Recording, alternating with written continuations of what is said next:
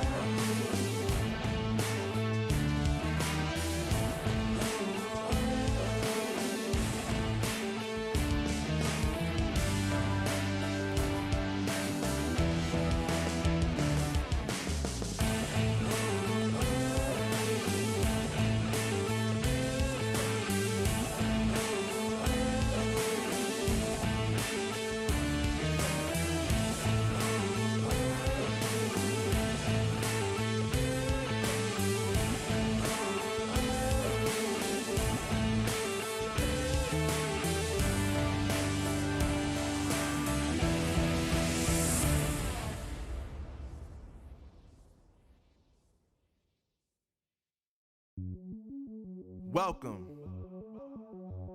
to the place where dreams come true, where everything you want can be yours, if and only if you're willing to work for them, you're willing to hurt for them, but most of all, you're willing to be first for them. Ha! Look, I'm going straight to the top. I don't know how I would stop, like it or not. I got some goals that I'm hitting. You hear what I'm spitting? It's hot. Look what I got, whole lot of passion and pain. The road to success is insane, stay out my lane, cause I'm on a mission, I'm getting what stands in my way. Yeah, I'm a beast, I wouldn't play with me, baby. The way that I'm training is crazy and I do it daily. You wanna talk about drive? I got more drive than Mercedes, I've never been lazy. I'm in the room, it's a red alert. You wanna compete, well get better first. I got 10 toes in the dirt, push through the hurt just to show them my worth, I'm the best. Yeah, I'm the best. I never stress. I know what's next. I'm who they test, like we playing chess. But I'm unimpressed, so now let me flex. Ha, yeah, I'ma work through the struggle and hurt, cause I know my worth, and I gotta be first. Ha, yeah, I gotta be first. Look, I don't want anyone's sympathy. I understand what it's meant for me. I give my focus and energy. If it's meant to be, then it's meant to be. But mentally, I'm undefeated. They hear that and say I'm conceited. Like there's no reason. Like I don't beat them and come back again just to teach them that when you work under pressure, you reach higher measures. They'll try and bring you down, but you cannot let them, and only get better and focus on cheddar. Eye on the prize and you'll become a legend. Like, when I'm in the room, it's a red alert. You wanna compete, well get better first. I got 10 toes in the dirt, push through the hurt just to show them my worth, I'm the best. Yeah, I'm the best. I never stress. I know what's next. I'm who they test, like we playing chess.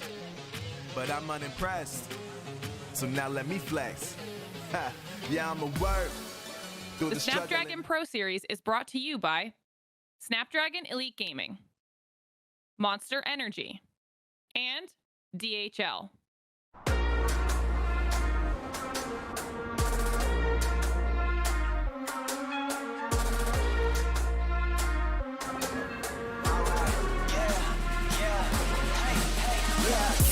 Won't stop going till a player on top know it. Rooftop penthouse suite. If you really want it, gotta own it. Fight through it, we was at the lowest. Blood, sweat, tears, the components. Riding all year, now's the moment. We are not friends, we are opponents. Yeah, I'm coming for mine. Yeah, I'm making a play, the game on the line. Yeah, I've been on the grind. Yeah, I jump in the spot, I made it my time. Yeah, look in the sky. Yeah, the stars align, no shade to shine. Can't stop it already. Emotional work and devotion, we put in this time. Look,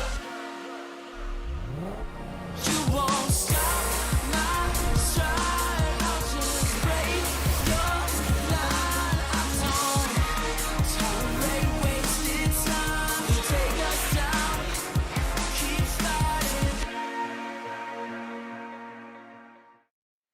Good afternoon, good morning, and good evening, everybody. And of course, welcome back to the Snapdragon Pro Series for Brawl Stars. We are still in the EU and MENA regions, and it's day 4, day 3 and 2 and 1. Of course, incredibly exciting, but it really is starting to heat up now, especially when you look across the board and see that some teams are still struggling behind. I, of course, am your host today for Today Arc, and I'm joined by Ready, Set, and Teddy, of course. Ready, Set, how are you feeling about today? It's day 4. This is a big one.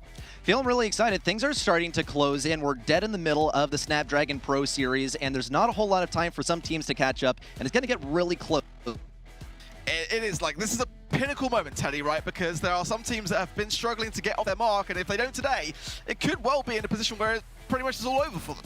Oh, definitely. So day 4 out of 7 means that right now there are going to be teams that at the end of today, they will know that their season is going to be just not what they expected, and that it's going to be a challenge if they want to still qualify for playoffs. So yeah, it's a very important day for many teams today. Yeah, pressure really is on in that respect. And day 3, though, again, massively exciting for us. I mean, a lot of eventualities that we just kind of didn't see coming. Some big upsets, of course. Ready, Set, was there anything about day 3 that really took you by surprise?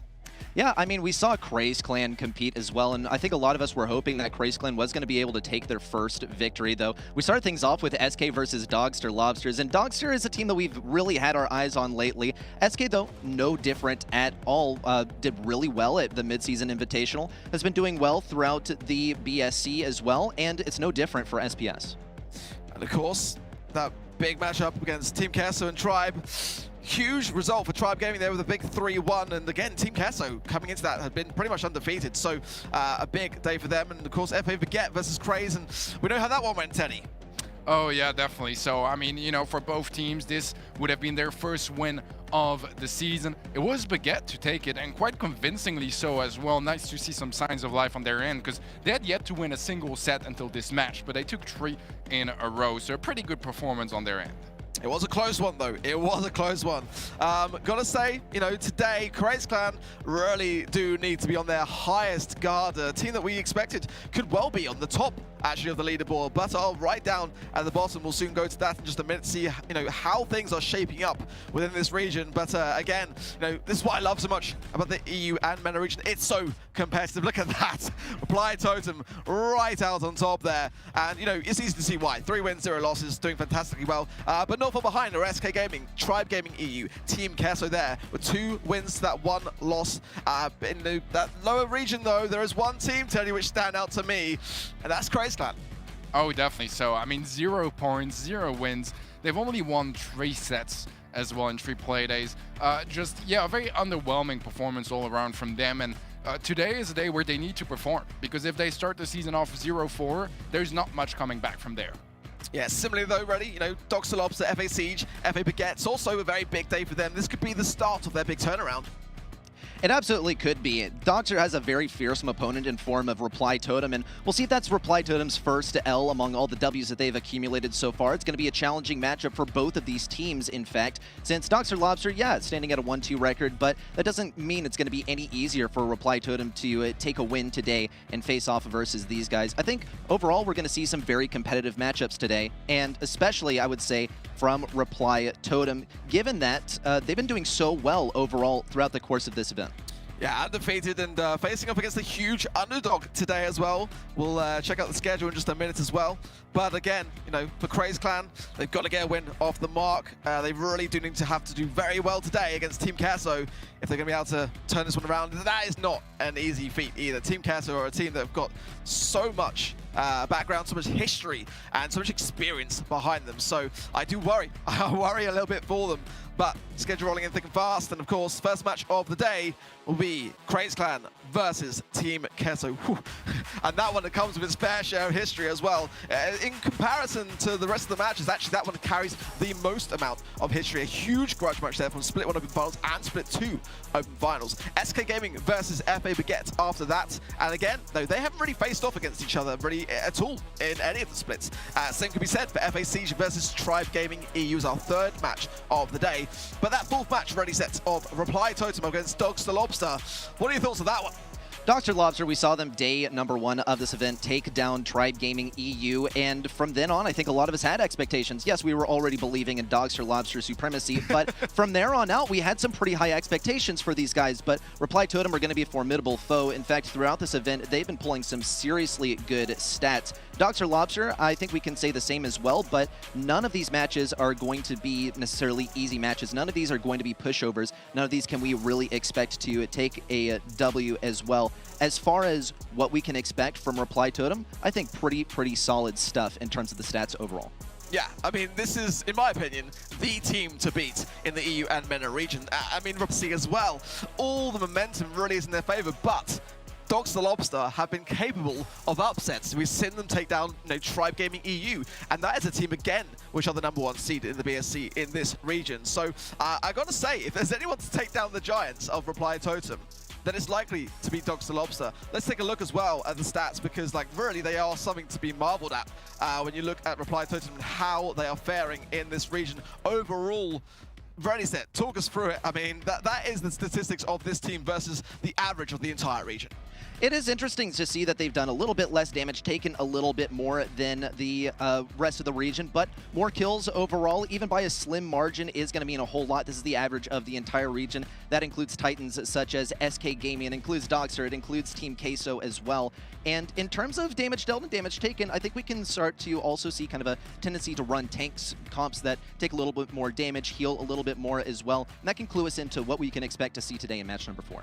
Yeah, there's a lot beneath the surface here. You know, Reply Totem are a team which don't hesitate to bring out the Daryl pick and Buzz and other ideas that you've got to take that all into consideration. But I think it's fair to say, you know, Teddy, that in general, this team is the most dominant team in the competition so far. In your opinion, is today going to be that day where someone takes them down? Dude, I don't know, because Dogster Lobsters, they've had a bit of a nightmare when it comes to their schedule so far. You know, first match facing Tribe Gaming, you think, okay, it's a very hard first match. Second match is Team Queso. Yeah, that's a very hard second match. Third match is SK. This one is Totem. I just feel like they can't catch a break so far, but it would be a huge win for them if they manage to do so. Totem, I have to be honest, they've been looking incredible, and it's been a while since I've seen such a dominant team in the region. Well, again, there are many matches up today, and I've got to as well point out some of the others along the way. Craze Clan versus Team Queso is definitely going to be, in my opinion, one of the most interesting, simply because of their history between these two teams. The back and forth that we've seen, in particular, across the splits. There's more certainly to tell from their history than there is maybe on some of the other matches today. Teddy, talk us through like some of the clashes that we've seen so far. Yeah, well, I mean, as you mentioned earlier, they faced each other in both Split 1 and Split 2, but in Split 2, Team Queso actually went to the lower bracket because of their match and their encounter against Craze. So yeah, definitely they've faced each other plenty of times. It seems like, you know, traditionally Craze had the upper hand more often than not. But here is kind of the problem. Craze, they've had a bit of a nightmare season so far, so this is the chance for Team Queso to strike and strike hard. This is exactly it in a nutshell. It's like we haven't seen Craze Clan really being Craze Clan recently. It seems like they've kind of really shrunk into their shell a little bit, and I can't necessarily see much of an explanation as to why, whether it's just pressure or whether, you know, just things are just not feeling as good behind the scenes. Obviously, we can only tell from our perspective. You know, from what you've seen, Ready Set, like, is there anything that you think could go a different way today? Could Team Queso maybe have an off day and allow Craze Clan to come into the equation, or, you know, have Craze Clan they just dropped off? As much of a believer as I am in the underdogs and as optimistic as I like to be, this is a terribly consistent team in the form of Team Queso. And when it comes to Craze Clan, once more, growth does not happen inside of your comfort zone. They need to start exploring some of the things that are meta now. They've been going with good comps that have been great in the yesteryear, and in Brawl Stars, that means literally just a couple months ago. And so they were fantastic at drafting these picks just a couple months ago, and now that has remarkably changed. Yeah, well, I mean, you know, let us know at home. You know, what are you guys thinking? Are you thinking that, you know, Craze Clan dropped off? Hashtag Snapdragon Pro Series over on Twitter. You know, be bold. You know, we're outspoken enough as it is. So let us know your thoughts over there, and you know, make sure it catches our eye. You know, maybe you might even see it, you know, shown up in the show perhaps as well. We also do sometimes as well on Twitter have some polls, Twitch rather has some polls. So get involved in them. Let us know who you think is doing well. But you know, we can't necessarily even be here, Teddy, but a huge shout out to Snapdragon Elite Gaming. I mean, of course, to bring, you know, the organizations that we have, the teams that we have from around the world into this kind of competitive environment. And we're not just talking Brawl Stars here. We're talking Clash of Clans, Clash Royale, Wild Rift, you name it, PUBG. They're always there to back us up, aren't they? Oh, definitely so. I mean, to have the quality of those sort of shows and the prize pool that is provided to so many different titles, you need, you know, a very big organization behind it. And Snapdragon Elite Gaming has done a terrific job at, you know, making all of this happen. Yeah, again, huge thanks to them. And, well, without further ado, we should probably start to tee up our first match of the day, Craze Clan versus Team Queso. And again, we've touched on conversation here already about these two teams, but you know, they are exceptionally well experienced. I mean, they're kind of both underdog teams in regards to how they were performing last year, right, Teddy? Like, they were not necessarily in the forefront of the competitive scene, but we all knew about them. But in case you didn't, let's check out Craze Clan's roster right now.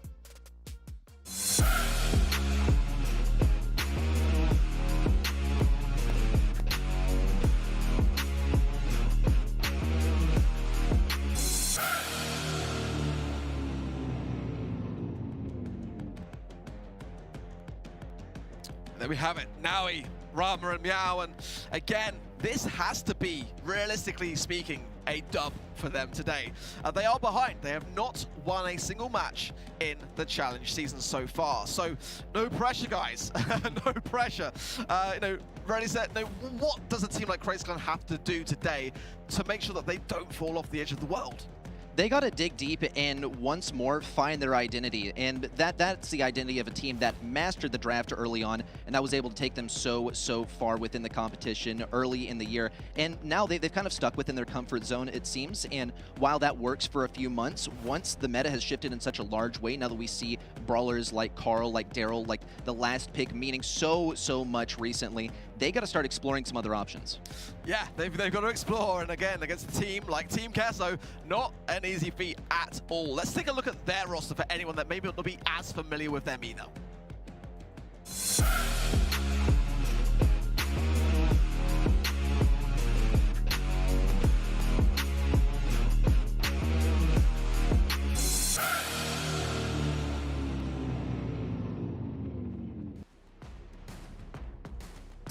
Well, Rafa, Blacksea, Alice J, and of course Javi. Teddy, you know, coming off the back of day 3, it was a loss though against Tribe Gaming EU. You know, are Team Queso coming in today, in your personal opinion, with the mindset of a winner? Yeah, I mean, this is their opportunity, right? I would say that Team Craze has not really looked this weak so far this year. This is kind of an all-time low for them for 2022, and this is a big opportunity for Team Queso to make something happen and finally get that, you know, revenge that they've been looking forward to for the last couple of months. At the same time, though, I mean, it might be a little bit of a comfort match as well for Craze and their chance to start winning, because traditionally they've been doing pretty well against Team Queso, so I feel like there might be an element there for Craze to feel a bit more comfortable, a bit more familiar, and make something happen. But Team Queso, they're a fierce opponent.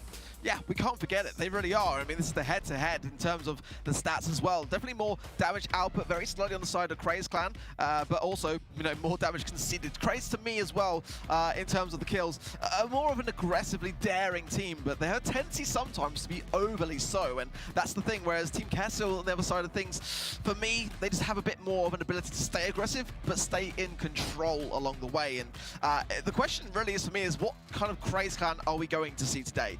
You know, are we going to see them be a bit more calculated, or are they going to be a bit more sporadic and a little bit more on the more unpredictable side of things?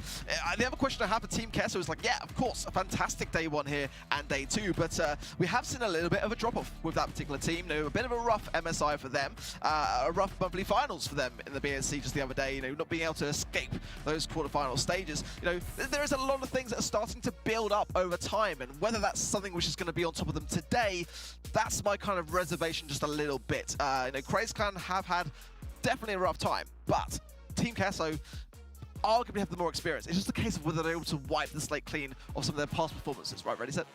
It's going to be very challenging. We get into the draft phase already, and the picks are already coming out. Let's see if we can spot anything new from Craze Clan today. They are going to be going for the Byron ban, but we can say much of the same for Team Queso. And Byron is one of these brawlers that's fallen off just a little bit. He had his reload speed nerfed, which is seriously going to hurt his DPS, also his healing output as well. When it comes to Team Queso, though, they're already getting rid of that Daryl, which is going to be using for that Carl right off the bat. I would say that they're probably preparing to face it. And with a Colt, this is a little mysterious, but they got something strange cooking up, Teddy.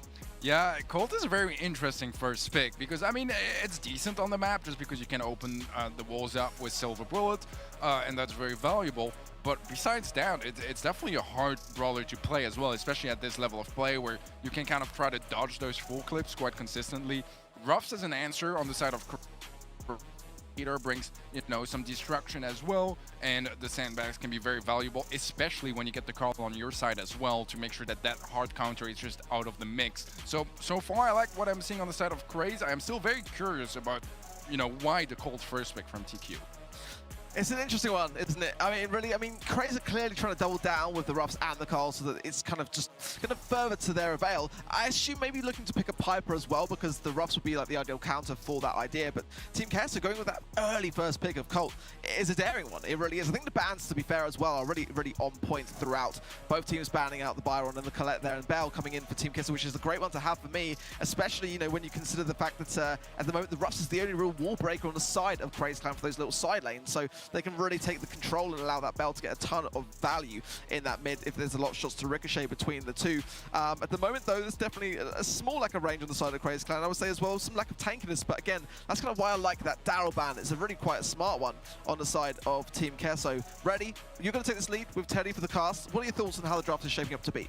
So far, I'm liking it from Team Queso, actually. They're going to get the Fang to finish things off, and this is fantastic. What they pretty much done is eliminate all the options for tanks on the enemy team, and also they are planning to break open all of the walls. Now, this is going to be a tough decision for Craze Clan to decide what they want to do for the refs here. Do they want to go with field promotion? Do they want to go for some wall break? Well, versus this very long-range team, perhaps not. They're going to stick with a max here, which is, once more, quite interesting. It looks like Craze has kind of stumbled and lost their way during the draft, and Team Queso has locked it down. They go for the wall break to eliminate throwers during the draft. They go for some long range as well, and they ban out pretty much the best tank on this map. They're prepared to deal with the Carl, I think.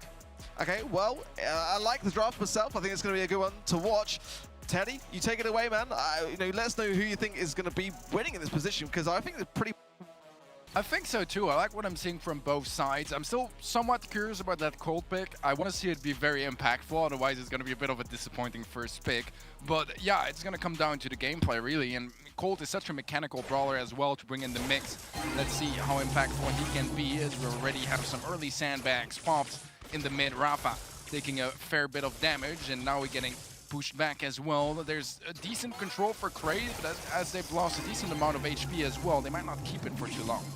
And we already see a couple of sandbags being popped by Meow. He's going to get a supply drop for himself, which is going to make him a lot more viable on this right lane, especially versus Blacksea, who has not a single gadget left, so he can't break open this wall unless he gets a super. Now, Meow's going to hold down this lane as long as he can, but there's still 2 lanes already being played. Rama's getting outranged. Naui also getting marginally outranged. Rafa is going to try and connect onto that save, and he trusts in his teammates to hold down this defense. A missed damage amplifier there from Javi, and a super in from Naui. Loads of damage coming in on the save. Javi is the only one who can defend, and Naui is going to be able to get out of the way with a flying hook in order to play defense, but here's the super in from Blacksea, and it's not going to eliminate all the obstacles on the right side, but it's going to make this lane a lot more playable versus Meow. Yeah, control is very strong right now for Craze. They're still dealing with a bit of a base race on their side as well. They do have a pretty substantial lead. Meow buffed up as well. Rafa eventually does get dealt with. That only leaves Team Queso with 9% left on their save. If Craze can defend this, they might turn things around, but against this comp from Craze, it's going to be challenging because, a pickaxe is not going to be getting tanked by anyone. The max speed pumped by Rama, and he's going to get the final shot as well. Craze to take game number 1. Very well done there by Craze Clan. I think they played their hand very, very well. And what was used there by Team Queso was very adventurous, and it didn't pan out in the first game. Now, luckily, they do have another game to work with, and perhaps even a couple, if they plan on taking this one back, which there's not a doubt in my mind that they want to be able to take this first set versus Craze. That said, though, it's difficult to execute, and we'll see if they're able to execute it on this time.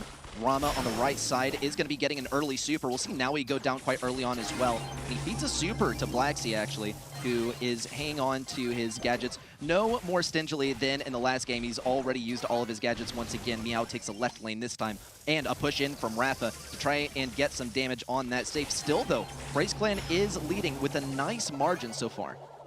Yeah, the spinning from Naui to secure that elimination. And right now, Craze have a pretty decent lead for how early we are in this second game. Had quite a bit of control as well, but Rafa finding the connection there onto Rama. Picking up that elimination is big because now Team Queso can push forward. Take some more control. Rafa gonna go for a super. Gets the follow-up onto Rama. That's gonna be man advantage again in favor of TQ. Well, now he is going to diff this long-range matchup versus Fang, and now he has his sight set on the safe, but they're going to have to get through some nest eggs first. Wow, perfect tracking, I say, as Rama gets tripped up by one of those nest eggs. In fact, he's going to deliberately get rid of the other one, and a kill onto Blacksea and a kill onto Naui is going to pretty much bring us to a stalemate in terms of mid, unless we see Rafa put this super to good use. So far, pretty even on the damage standpoint, even though it's an 18% lead for Craze Clan. That could very quickly change, judging by the brawlers that we see on the screen. That said, we do see on the left side, Blacksea has a super ready to go. He can eliminate this left side. Rafa's going to head the charge. Almost a kill on Rafa. He will be able to get it, but now he fires back with a kill of his own. But meanwhile, loads of damage has been firing in from Blacksea. The clock ticks down, but Team Queso has control of mid. Yeah, it's only a 5% difference now. The mark is going to connect onto Rama. Some bouncing bell shots as well, getting good value as Rama is very low HP now. Naui as well. This could be a big opening, a bit of a misspray there from Blacksea on the top, and he's not able to win that matchup, giving Meow the opportunity to just extend that lead furthermore for Craze. It's about 30% now in favor of Craze, and Team Queso, they really need to open things up now. 2 kills will help, and now he has so much HP, nearly takes down Javi as well, and that should be about enough for Craze to secure this opening set. And yeah, very strong performance so far from Craze. As you know, we haven't seen them winning too much so far, as they haven't taken a single match yet in this season. And here, for one of the first times, they're actually starting the match off with 2 games in a row, just showing that they're waking up, and it's a good moment to do so as well.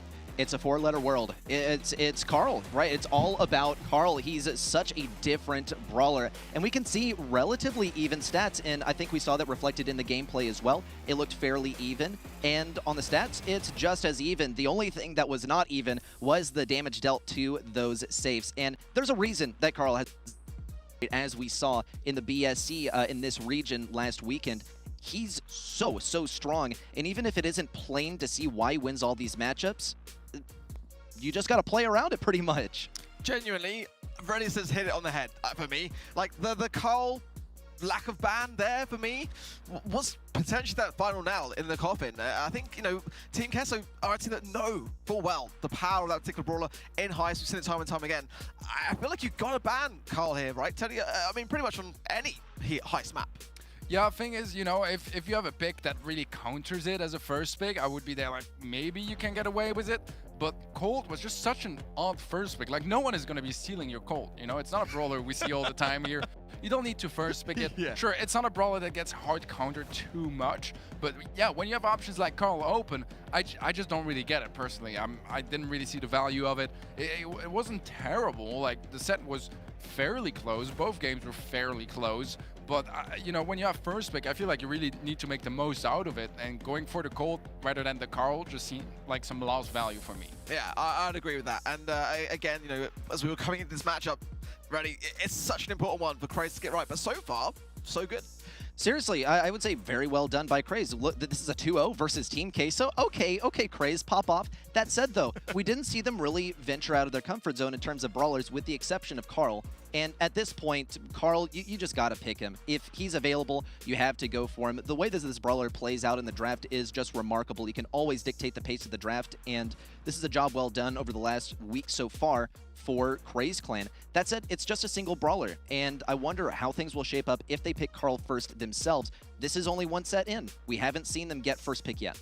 This is the thing. I mean, I wasn't so convinced on Carl back in Play Day 2, if you guys remember. It was a recent time off the balance change. It was like the day after, but now it really is a brawler that you've got to pay attention to. I mean, pretty much, if I go back and watch the games, whether they've been prior to the balance changes or afterwards, Carl now is in a position where pretty much if you pick him, your win rates are that much higher in your favor. So I think that Team Queso have probably learned their mistakes. I mean, it's not obviously just down to that Carl pick. There's a lot more things at play here, and Craze obviously coming in with a very aggressive playstyle, and I think that's kind of more what Team Queso have got to harness in going into this next set, Eddie. Yeah, I think it's interesting because Craze looked like the better team in this opening set, but it did feel like they had the draft kind of on their way. I want to see now, if we have a more competitive draft from Team Queso, because it's a bit of a weird situation, right? Because Team Queso have first picks, so you would say maybe it's a mistake from Craze to actually not ban the Carl, but then Team Queso, they don't capitalize, they go Colt. So it's just a bit weird, because if they went Carl, then the story would have been completely different, right? We would probably have said, Craze made a mistake. They have second pick. They're not banning Carl. What are they doing?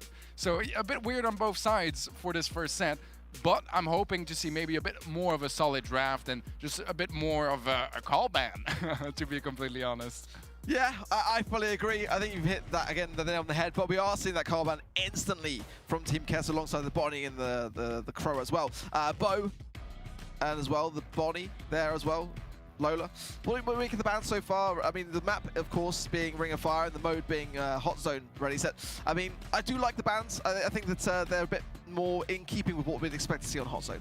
Yeah, I mean, by the looks of things, it looks like Craze was pretty much not planning on playing a Carl at all by their bans. They're banning out Lola, they're banning out Bonnie, they're banning out Bo. These are all matchups that Carl can do pretty well in. Carl is basically the same range as Bonnie. He's able to counter Bo and Lola in close range. He can slice right through Lola's ego. Once more, this isn't looking too optimistic for me in terms of them being adjusted to how the Carl meta kind of plays out. That said, though, Team Queso is making a good shout by banning this brawler outright, though they have let a few slip through the cracks. I'd say Janet is an obvious first pick here, but when it comes to Ring of Fire also, you want to leave your options open, and by the looks of things, they could go for a tank, they could go for a max as well. They've gotten rid of the Crow, things are looking pretty good, but with Byron, maybe even an Ashe could do decently okay. A final pick of a tank, even like Daryl or something, could really make this a good draft for them. Yeah, I really like this combination again, and it seems that like this is what the meta has been going towards as well, is you pick a brawler and then you pick its counter, right? Or vice versa with the Penny, which is a great counter towards Pam, and having that combination together just removes some of the counter possibilities for their opponents, and Squeak seems to be the answer here from Team Queso. We'll see how that actually works out. Yeah, Squeak is a good pick. I just don't really know how good he is as a last pick. I would say there are a lot of options open here. Bunch of brawlers that you can roll right into as Daryl, for instance. Janet is a great one as well. And also, you're talking Ring of Fire. You want survivability on that point. Now, Squeak is going to be spectacular for filling this role, but the damage output is lacking. And in terms of what Byron could have opened the doors for, I would say that there are other options out there. Probably something a little bit more tanky, something that's going to sit a little bit more forward, that's going to benefit from those heals. And for the time being, looks like Rapid's actually going to be playing lane, but it does make it possible for Javi to sit on this lane. He can also go for some invisibility if he wants. We see some slow onto Naui too. That's going to keep him back for quite a while. So far, a good start for Team Queso. Yeah, look at Craze though. Rama so aggressive on the right-hand side, nearly gets the pickup. Is going to go down. There's invis spot by Blacksea, but it's not really going to do the most, sorry, when you have, you know, the gadget from the Janet revealing his position. So far, fairly even start, but the positioning is just so much better for Team Cage, and it's going to be a challenge for Craze to retake that right side.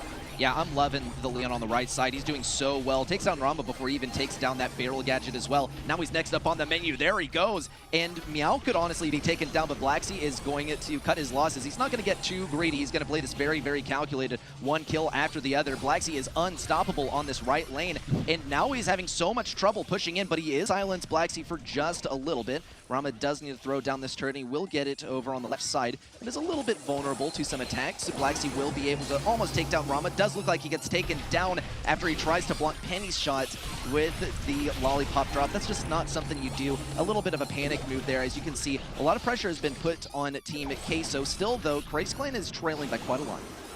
Yeah, this is looking much better here for Team Queso, and so far, I mean, Craze, they've managed to retake the mid a little bit, but that tap onto Naui is going to make sure that he stays low HP. Meow also not in the best position, is able to dodge the splash from Javi, but things are starting to look a little bit better for Craze, but I don't think it's going to last for that long, as Rama is the last player alive, and he just doesn't quite have the DPS to take care of Rafa. That is going to be Team Queso striking back with their first game of the match.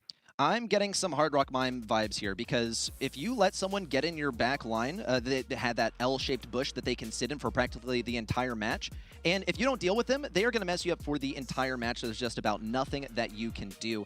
And this time we saw that Craze Clan decided that, yeah, we're not going to deal with the Leon, we're just going to play the objective, but you got to get through the Leon first in order to play the objective. Rama's going to be playing very aggressive versus the Leon. We'll see how much he's able to do with that gadget in close range. Looks like he's hesitating to use it. He will throw it down and pick up the kill, and so far this is looking way better for Craze Clan. We even see a lane victory on the left side for Meow, and he's going to out DPS Rafa by the looks of things, but he doesn't have more control, so he's got to back away very, very slowly and hope that Rama is able to start things off with a good kill on the right side. We even see a who's going to play good control around that mid. So far, an amazing start for Craze Clan in comparison to the last game. Yeah, the turret as well is going to do a fantastic job at just constantly revealing Black Sea's location, whether he's in the bush, whether he's in Viz. It's just great information to have on the side of Craze. And look at that dominant start. Barrel plays down by Rama. Not going to get the most value out of it. He should get cleared up quite easily by Black Sea, but it's an 80% lead now in favor of Craze. Now he is still nearly full HP, and even though he does get tagged up a little bit, he's gonna stay in the mid, trying to get as many percentages as he can, and that gets him all the way to 93. There's a lot of catching up to do for Team Queso now. And this might be the point of no return as Meow charges in. Rama also trying to get a little bit of damage. Black Sea can't make it happen with kills in the backline either. Now he just needs to charge in and sit on that point for as long as he possibly can to keep things going. It looks like we are going to see the win by Craze Clan this time. Yeah, a little bit of difficulty there, but we roll with it, right? We all love the Wi-Fi symbol. It's our favorite thing to see on the screen. And for Craze Clan, I don't know if we can necessarily say that, but they did get a win. I don't think it was a blessing in disguise, though. It's still going to have to come down to game number 3 to determine who's going to be taking this set, and will we see an even matchup, or will it be Craze domination with a 2-0 lead? Yeah, I think the question here as well is Craze gonna again win every single lane instantly? You know, that gave them such a big head start, an early advantage. Seems like Rama is struggling a little bit more this time around. Javi could just locking that elimination with his splash is gonna do so now. Black Sea Bob Super as well, gonna get that advanced positioning. It is a decent lead for Craze early on, so they really don't mind this start, but at least they don't have as much control as they had in the previous game, although Meow is looking to change that around as he takes down Rafa. It's a pretty decent position to try to deal with Javi as well. And right now, I mean, Craze leading by over 50%. They're looking quite fantastic.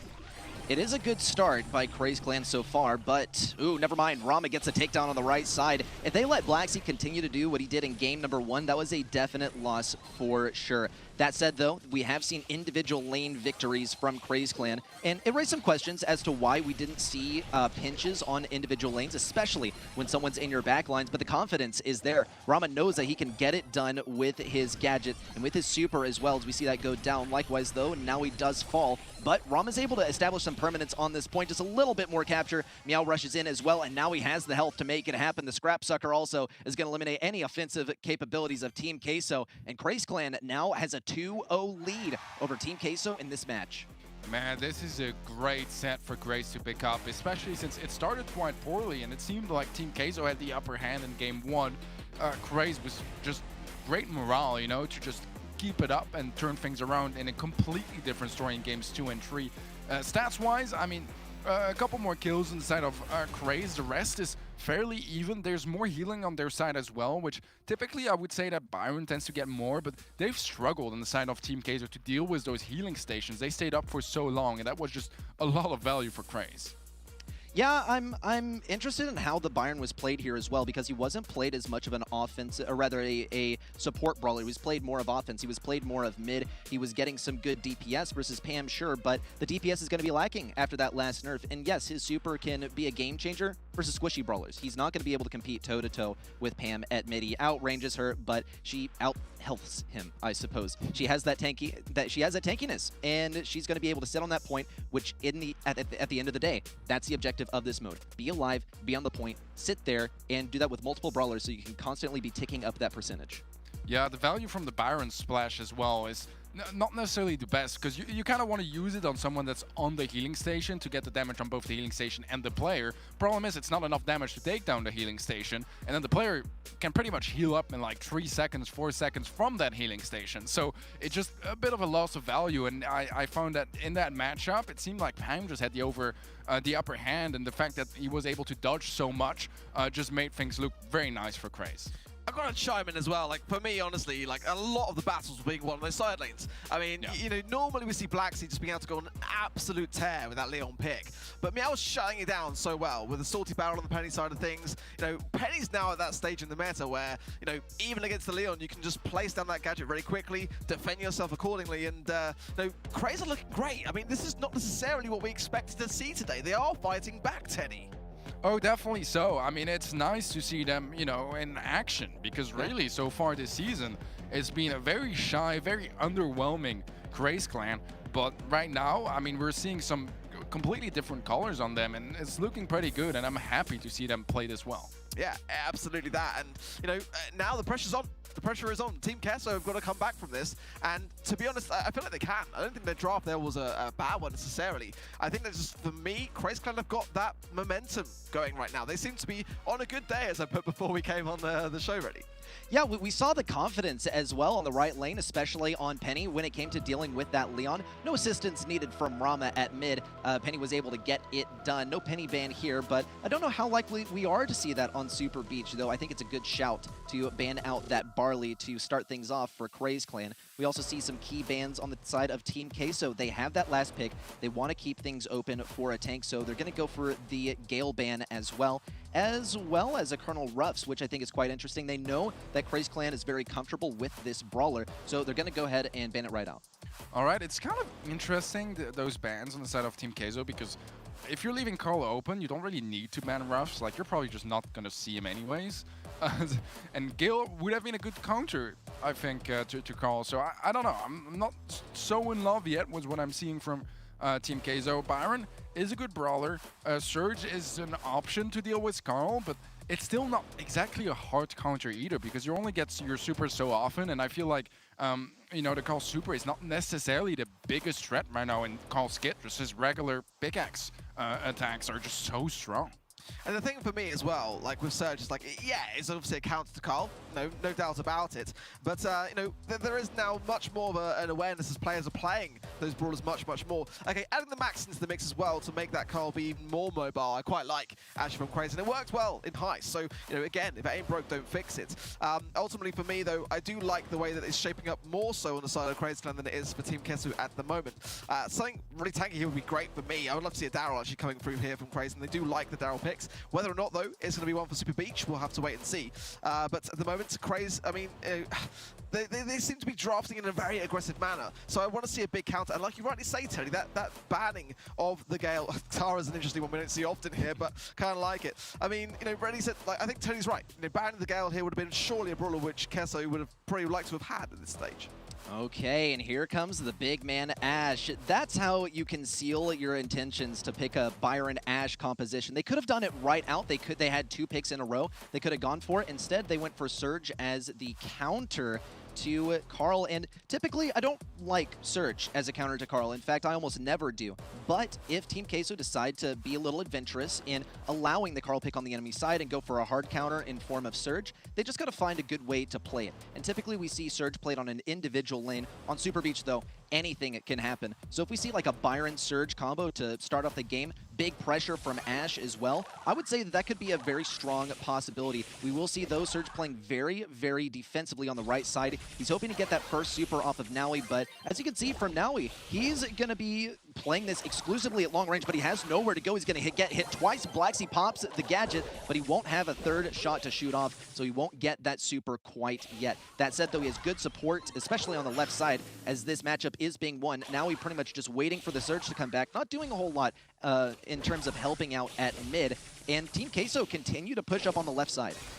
Yeah, right now control is really looking good for Team Queso. They'll clear out 2 players, and there's just no shot for Naui to take down Javi in this position. He's just gonna walk it in, and Team Queso find the opening goal. Seems like a lane swap is on the menu here for Craze, and Naui is trying to get the elimination, gets a second super off, and this is looking much better on their side. Ale does have a super, it's gonna miss the splash, and that's some big value being lost as Craze. They're able to equalize at this point, and that was looking much better. I was gonna say, I'm gonna assume they're gonna stick to that call matchup against Javi, and it looked a lot better, although Blacksea's popping off, finds 2 kills in a row, makes it a triple, and that is single-handedly gonna secure that 3rd goal. Team Queso will be taking this game. Beautifully played by Team Queso. They knew exactly how to put the pressure on Carl in order to corner him and get some free shots off of him. It also leaves me with a few questions in terms of the Carl play. I wonder why we saw Carl sticking on the lane, waiting for Surge to come back instead of helping out with the Byron and Ash matchup, because that's not something you're going to be able to win versus in a 2v2. You need a 3rd brawler to come in. You need to eliminate that Byron who's seriously on the back lines, and I feel like Carl is definitely the brawler for the job. but Craze Clan were playing very, very cautiously in a way that did lead to their demise, and it could lead to Team Queso starting to take this one back. Though, in the last set, we saw that Craze Clan just needed a single game in order to find their rhythm. We see those rats go down. Ramen rushing forward, looking for a kill into SSJ, but the rats are going to soak everything up, and SSJ stays alive. In fact, he's going to pop a gadget just to tank this, and he'll walk it right through the Carl, and that's going to be the first goal for Team Queso. Yeah, Carl in defense is problematic, right? Because you can kind of just push through him. He has a decent amount of consistent DPS, but just not the most burst. And if he pops his super, he's going to be even more vulnerable. But look at this team fight here. That was clean from Craze. Again, they tie things up, but in the previous game, when we were in the same situation, about the same time as well in that game, it was Team Queso to take, it all away. And this is when you need to recognize that Craze Clan's strongest position is when they respawn with a max super. It's going to happen once again, especially when you have a Tara super on the way as well. That's the thing. With max speed, you want to pop that immediately after you respawn. And, okay, look, you can take a goal stuff. You're going to be right at the edge of losing, sure, but once more, you end up in your very strongest position for the entire game. And Craze Clan, they did it twice in a row. As soon as they managed to generate another max super off of that first goal, I thought to myself, they're going to do it again. They're exactly where they want to be. The thing with Team Queso is they don't have too much mobility in this comp. Now he has the flying hook. Rama can get the speed, though that's going to hurt them this time. That's the power of a slow and calculated push. Javi had the firepower behind him. He had the healing as well. But once more, we get to see Craze Clan work their magic. No Tara super this time, but they can do it if they apply the pressure in the correct places. Yeah, Meow is not too far from his super either. Now he is going to go down, and that's going to slow things down a little bit. But Meow is going to find a big pickup. Only SSJ left alive, and surely that's going to be a goal for Craze. It seems like every time Team Craze will have the upper hand in the start, but Craze are able to score next. And right now, it's match point for Craze. So if they just take another goal here, they might just secure the trio against Team Queso, which would be a pretty crazy result. Well, it only took 3 goals, but Team Queso has caught on. They know that the strong point for Craze Clan is when they respawn with the max super, and max super does go to waste. Meow still hangs on to his super, and he's going to be staying in this bush for as long as he can. And he'll rotate over to the left side of Javi and SSJ, try to work some magic. We do see the takedown onto Naui on the left side. Lots of damage dealt to Javi, but it doesn't even matter. He'll heal it right back up. Rat's coming in as well. He's at max speed, and Blacksea actually manages to get the kill onto Tara. Team Queso is in such a strong position right now, but the ball is sort of inaccessible. Rama's also going to be protecting it very carefully, but Blacksea can jump in if he so wishes. Meow is ready with the counter. He does have that super ready to go as soon as anyone tries to pull something funny. Yeah, Meow is the pull as well, so Blacksea is probably keeping his super now to make sure that he can dodge that in case it's coming his way. Right now, a bit more of a stalemate. Blacksea trying to bait the pull, but he's gonna jump back instead. Will give him the range over Tara, but look at Javi going down to Naui, just cycling those supers, and I like the idea of Ash here against Carl, but it seems like Naui is just making it work so nicely for him. Pull from Meow now. Blacksea is going to full the splash to get the trade. A 2-on-2. Javi has a ton of HP, which Craze are going to struggle to deal with. But they have the ball. They have a super on the max as well. And overtime is about to come in.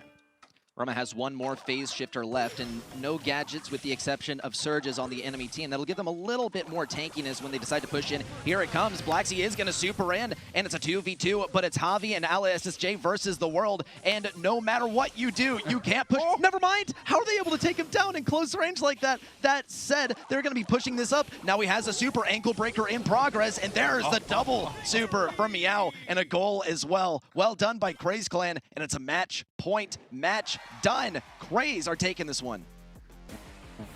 It was an impressive final game from Craze. Surely I thought that Javi had enough HP to just tank it in, but it seems like somehow they still made it work. I'm not sure how Team Queso have so much less healing, considering they had the Byron, which could be part of the problem in the in that game. But man, I mean, Craze in this match, they've won all the matches where they had the better, all the games, sorry, where they had the better drafts. And, you know, when they had some kind of clutch situations where it was really close, it was Craze to take it every time. And that's why it's a trio. It could very much have gone to, you know, a 4th or 5th set, but they got every single clutch going the way of Craze. honestly phenomenal, wasn't it? I mean, to see Craze actually kind of get off their mark and start to bring in some power at this stage of the season, it's not over for them, I don't think. I mean, as long as they keep this up, that's the thing now. And if they don't do that, they could well be in trouble. But I did like the drafts. I mean, you know, you could see there just how, like, the Byron plus the Ash, like, it took 2 brawlers really to meet the demise of the Carl there. Like, even with the robotic rats, sometimes it went the way of them. But I just think that Craze Clan for me really just came in today prepared. Their drafts were really what made them shine. And they still stuck with some of the strengths, some of the things that got them here as well, and that's what we like to see from Craze. They've held on to their identity, and they've also gone a little bit forward, grown in the right direction in terms of keeping up with the current meta. I think it's very well done. I think it was quite daring by Team Queso to deliberately leave the Carl open for this team, thinking, yeah, Craze, they haven't won a match yet. They're a pushover. We can take it easy today. This is our day to try out playing versus Carl in pretty much a very high-level scrim. Of course, we don't know exactly what's going on in the minds of Team Queso, but they did go down today, and that's all that needs to be said. Yeah, I mean, it wasn't how he necessarily predicted things to go. I mean, Teddy, talk us through, where do you think it went wrong for Team Queso today? Yeah, I mean, they gave them Carl too often. I think that's one of the main talking points that we've already addressed as well. But in general, I think it comes down to some of those small clutches where it felt like Team Queso had the upper hand and were supposed to be taking some of those sets. But somehow, Craze, they managed to pull through, they managed to perform. And I mean, that final instance there was just, you know, that just settled it, right? Because that should have been a game and a set going the way of Team Queso. But somehow Craze managed to clutch that up, secure that set nevertheless, and they make it a clean trio. They don't take any chances, you know, to go to a 4th or 5th set. They're just taking it in a trio. Yeah, I wasn't necessarily massively sold on the Tara pick myself at the beginning. I mean, it's a nice one that we always tend to forget has a great deal of ability to push forwards and do its thing. But, I mean, again, no, Craze Clan today just made that kind of idea work. Bringing the Max in quite a lot, I really like that. It just kind of gave them a bit of a lift when they needed it. And, you know, Team Queso potentially just underestimating a little bit. And again, I kind of questioned it coming in just simply based on how many times we've seen them kind of like fluctuate a bit in the most recent time in terms of their matchups. You know, do you think that we're going to kind of see more of this kind of like winning streak to come with Craze Clan ready set? I think we can expect to continue to see the inventiveness because this Tara Max combo only worked when they'd already been scored on and they had a Tara super or they had a Max super ready to go. So that's I think going to be what drives this team forward is the inventiveness. We only got a whiff of it today, but we got a whole lot more match days to see what they got to churn out. Yeah, I mean, we are in full swing. It is day 4. We have still got plenty more to come today. We'll be right back, everyone, after a short break. The Snapdragon Pro Series is brought to you by Snapdragon Elite Gaming, Monster Energy, and DHL.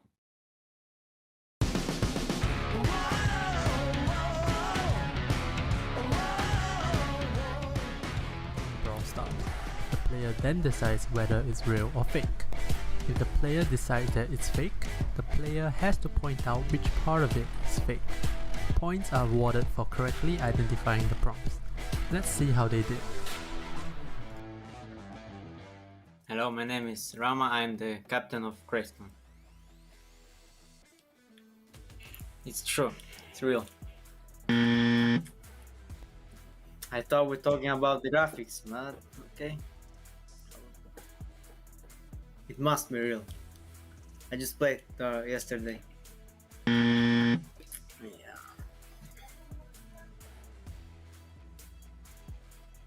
The icon is fake.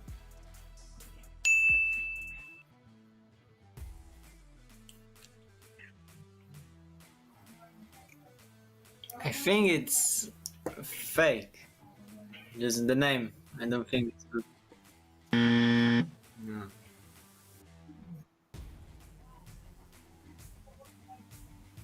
Fake. The icon one.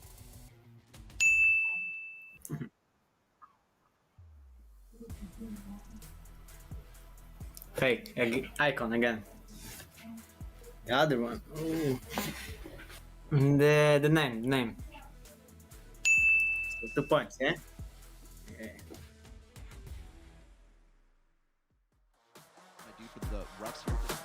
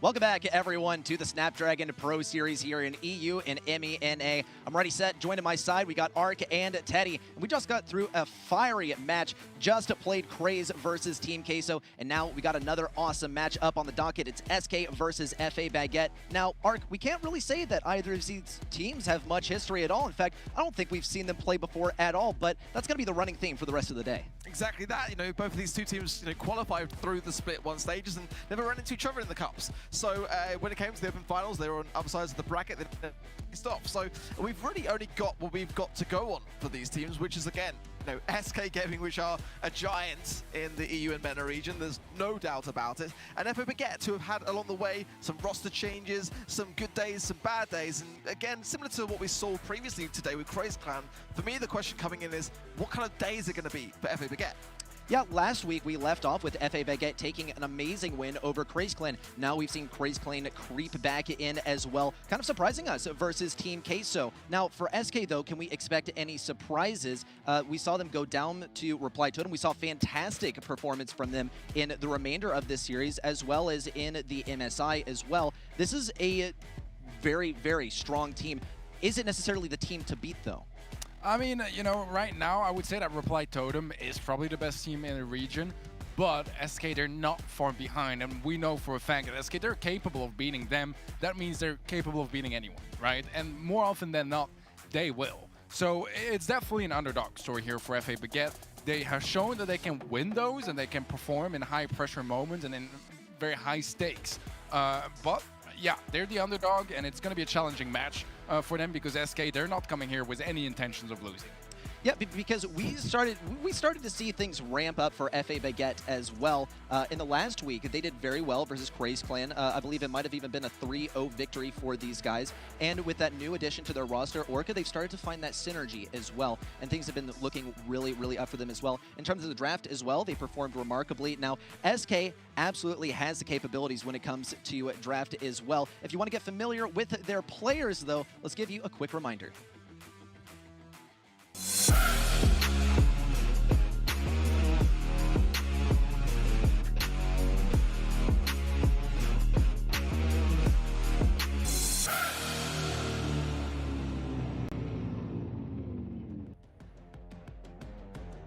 SK Gaming, a team that needs absolutely no introduction, but for those of us who are unfamiliar, Ark, take it away. What can you say about these players that really makes them stand out? I mean, Pedro on the left-hand side.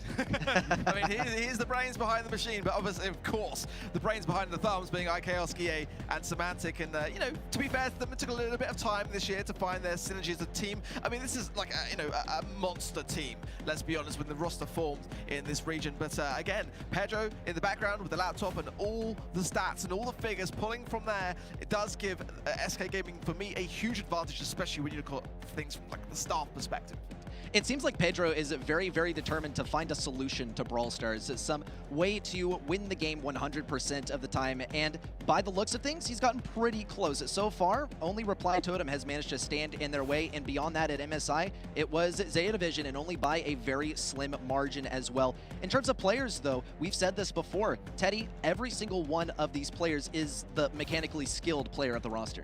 Oh, exactly that. I talked to Semantic just before they formed this roster. He was there like, I can't believe we managed to make this roster happen. And I mean, I can absolutely understand why. Well, that is only one of the teams. We got a band of not necessarily misfits, but by the side of SK, certainly trying to make a name for themselves. Let's get familiar with the roster of FA Baguette.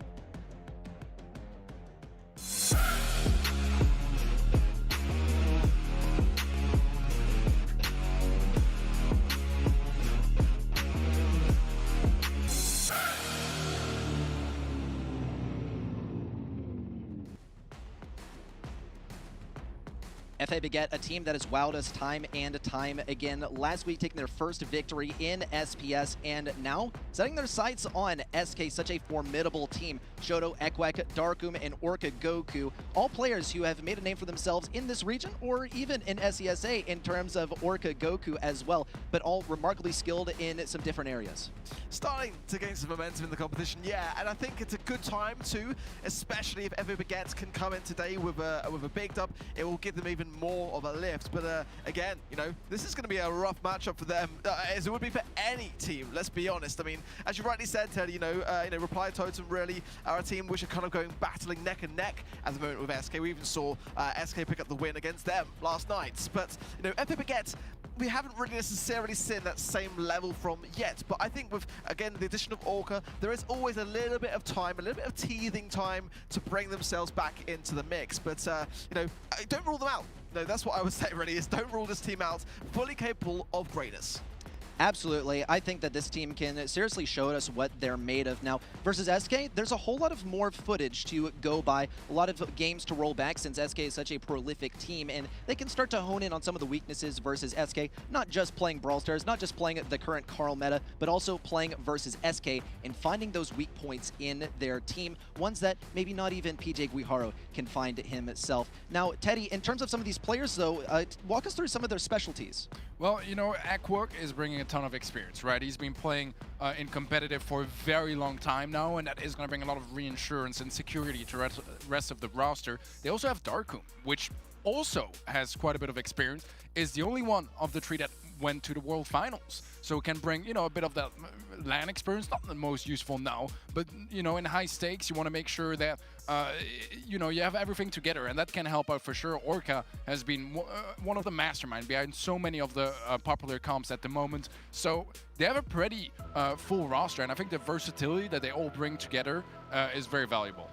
Well, all things considered, we got to address the elephant in the room. Who do you guys think are going to win? Share your predictions in Twitch chat as well as on Twitter. But also, Ark, who do you think is going to take this one? We got the draft already flying across the screen, and things are starting to shape up. I've got to be honest. I mean, I'd be mad to not side with SK in the moment, just simply based on how they're performing and just their knowledge when it comes to shaping up with the draft. You see, for me, necessarily, I wouldn't ban Eve here myself. If I get going in with the banning of the Eve, the Janet I get, the Bonnie I get, but Eve here, I don't think she gets the most value in comparison to some other maps like Canal Grande or maybe Safe Zone and Heist. I like the way that the SK draft is coming here big time. I mean, going early in with the Carl, Lola, who I think is still in a very good place, not necessarily my go-to for shooting star, but one that can work, probably in more of a mid position, throwing the ego over the wall. Byron as well. I mean, you know, a more traditional comp though coming in here, let's say from FA Baguette with the Jean and the Piper and the Colette. I don't mind it, but I think I prefer SK. Yeah, so far the Colette is looking a little shutting down any sort of spawnables, so especially for Lola with her ego, but Colette is going to get outranged, and that's, I think, probably going to be the main concern for this brawler. For so long, the main way to counter her was to get the outrange composition, but Teddy, we're going to get to see her in full force here at mid. Yeah, definitely. So, I mean, it is a brawler that we've seen them actually pull off a couple of times in the past, notably in their match against Craze last week. It's a brawler they pick nearly in every set and on maps where you don't necessarily expect to see it too much. And it worked decently because it's not the worst matchup against a Carl. It's not going to be too bad against a Lola either. So I kind of like it. We'll see if it actually pays off. As SK, they managed to pick up the blue star, and that's going to give them the lead for now. Well, looking at there as well, the Colette super has got that really lined up. Okay, that's hard behind this wall here, but it is SK who have the lead. The blue star, of course, being the Baguette, and SK will be a little bit cautious here to not go back too prematurely, though. There is now Magic Hand available to Darkum, and that's a consideration that SK going to have to respect quite considerably. IKEOS as well would prefer to have the ego for that very reason, having something, anything to be able to have there as an ability to block that. Yeah, Darkum just already considering it. There goes the ego at a perfect time for us. Look at that. The Colette just cancelled out in that respect, Teddy. Yeah, absolutely taking out that ego. There is a bit of space on the left-hand side as Semantic got some good taps onto the Piper, but there's the elimination. It is gonna be picked up by IKEO's first kill of the game, and there's only 30 seconds left. Those beams are connecting, but not quite enough to secure the elimination. It is a tough situation, though, for FA Baguette. Behind by 3 stars, they need some kills right now, and they're not finding any opportunities. 27 HP there on Darkum as well. We saw a similar story to the Colette. Also, now 910 damage gear full force. The little chip there from Gie brings it down even more. How is SK not tying these kills up? But now they start to.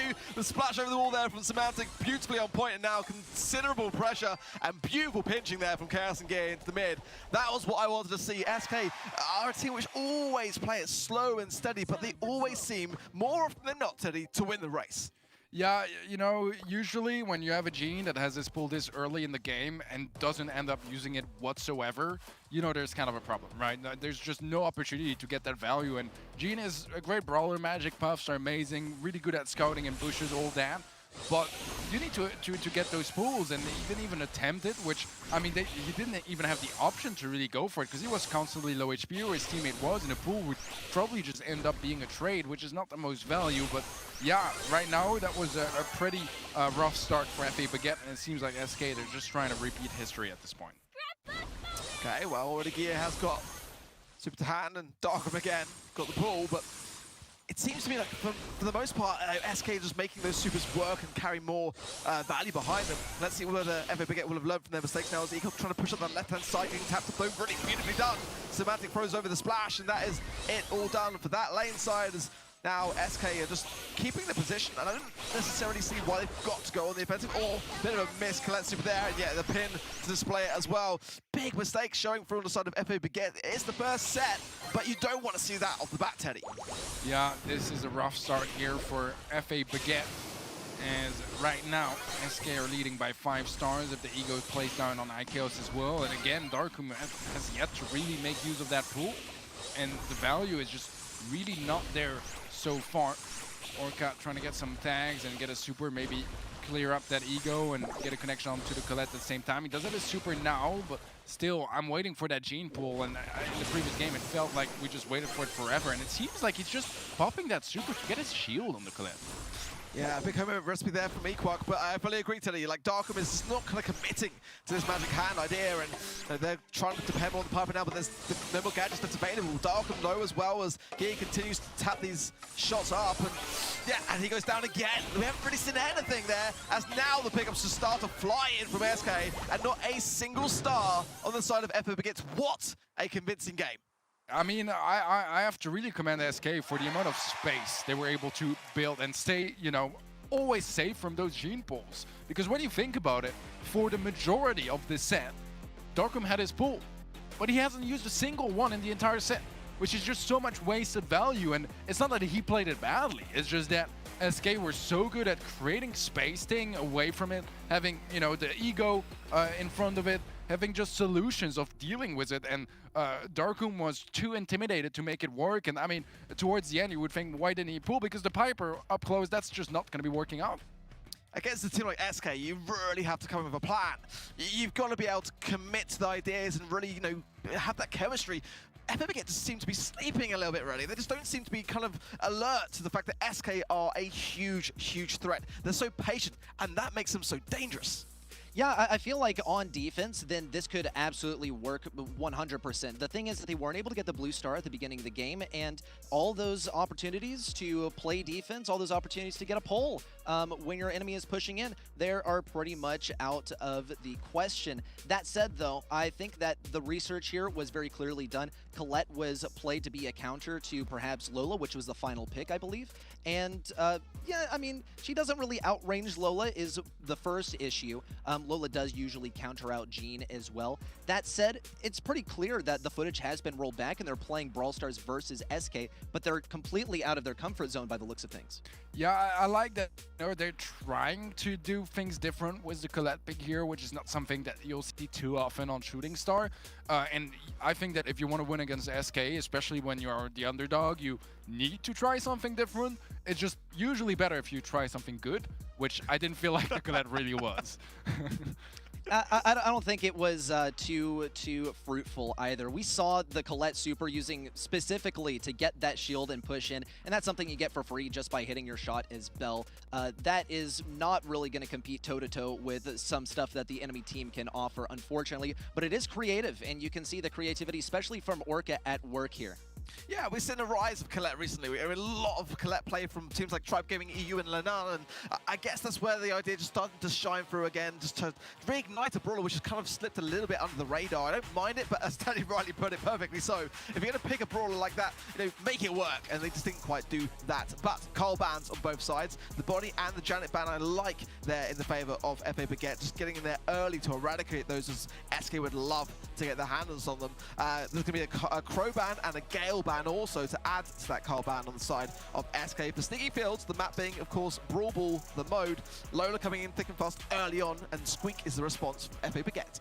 Very typical ban phase so far, banning out the best brawlers for that first pick and banning out some of the best last picks, some of the biggest counters in the game as well. We will see the IMS pick up by FA Baguette, which I really, really like on this map. She's able to benefit from those bushes at mid. She's able to get speed, and that's really one of the main things that holds IMS back. Besides that, she's a fantastic brawler, and she can adjust her build later on in the draft. She can go hype, she can go friend zoner, she can go all kinds of different abilities to get close range viability through walls, also the possibility of control or straight up aggression with bad karma for some extra damage. We will see the Surge, though, played as pretty much a direct counter to Ems by the look of things, and the Ashe pickup as well. I'm getting NA bro, NA vibes from this one, Teddy, but there's still a last pick available to FA Baguette.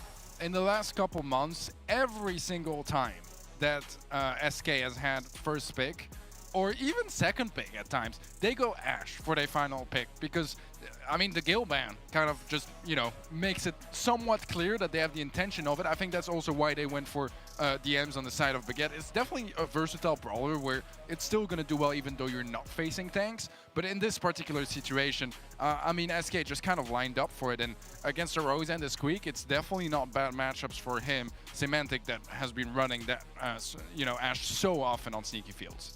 It's going to be pretty peculiar to see how this one plays out. Rosa is fantastic when she's in bushes, and we see absolutely no wall break from any of these brawlers. So those bushes, those walls are going to be up the entire time. The question is, who can use them better, Ark?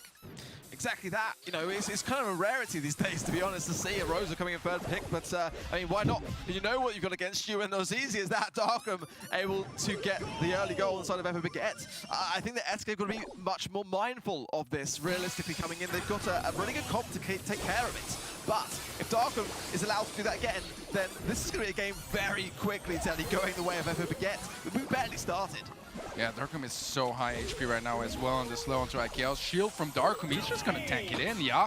All right, I mean, he put in so much work in this game already, and Rosa is a counter we see to Ashe quite often because it's really matching energies, right? It's bringing that same effect of just incredible tankiness, survivability, and speed, obviously, in the bushes, but also, you know, it deals well with the Ashe, so it's really a smart pick, and we see it quite often to try to deal with Ashe, and more often than not, it works out.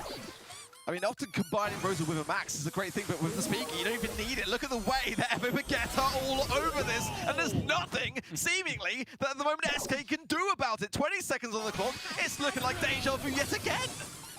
Wow, what an impressive performance so far here from Darkham on the Rosa, and he's absolutely melting them down. He's got a full kneel, he gets yet another goal, but so far it seems like Semantic are going to be able to survive for a little bit longer. Gia gets a nice double kill here. That's going to open things up for SK to retake some of that map control, but I mean, they're a game behind and a goal behind. They got quite a bit of work to do.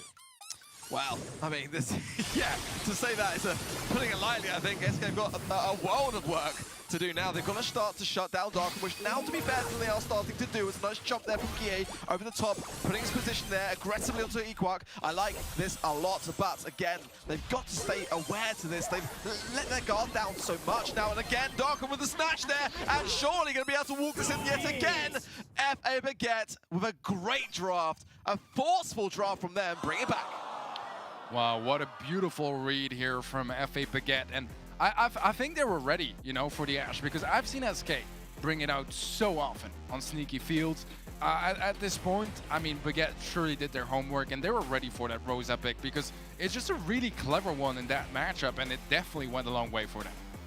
This was remarkable lightning offense from the side of FA Baguette. They understood the assignment, and yes, I agree. It seems like they pretty much knew that Ashe was going to be present here and decided that they were going to play kind of some countery stuff to Ashe, but not totally commit to it as well. Ems, I think, was a key pickup for them that SK didn't want to let on that they were going to be picking up Ashe, so they didn't get rid of it. They didn't pick it up for themselves earlier on in the draft.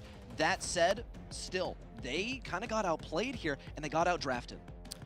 For me, you know, I feel like it's almost as if SK hadn't seen Rosa for so long that actually they forgot how easy it is to fall into that trap and how the speed gear has really changed that brawler's mechanics. I mean, often we've seen her slip away from the bans, we've seen her slip away from the play rates, but as a third and final pick, when there is no time for a response, it's really not a bad one, and FA Baguette proved just that. And I feel like that Gale ban also really came back to bite them as well, because you don't have last pick, man. There's still going to be other tanks here. Ashe isn't the de facto best tank in the game. There are other things that are going to be able to show him up. Now, no Rosa ban here, predictably. It's Ring of Fire, but we do see a Carl first pick on the first pickup by FA Baguette.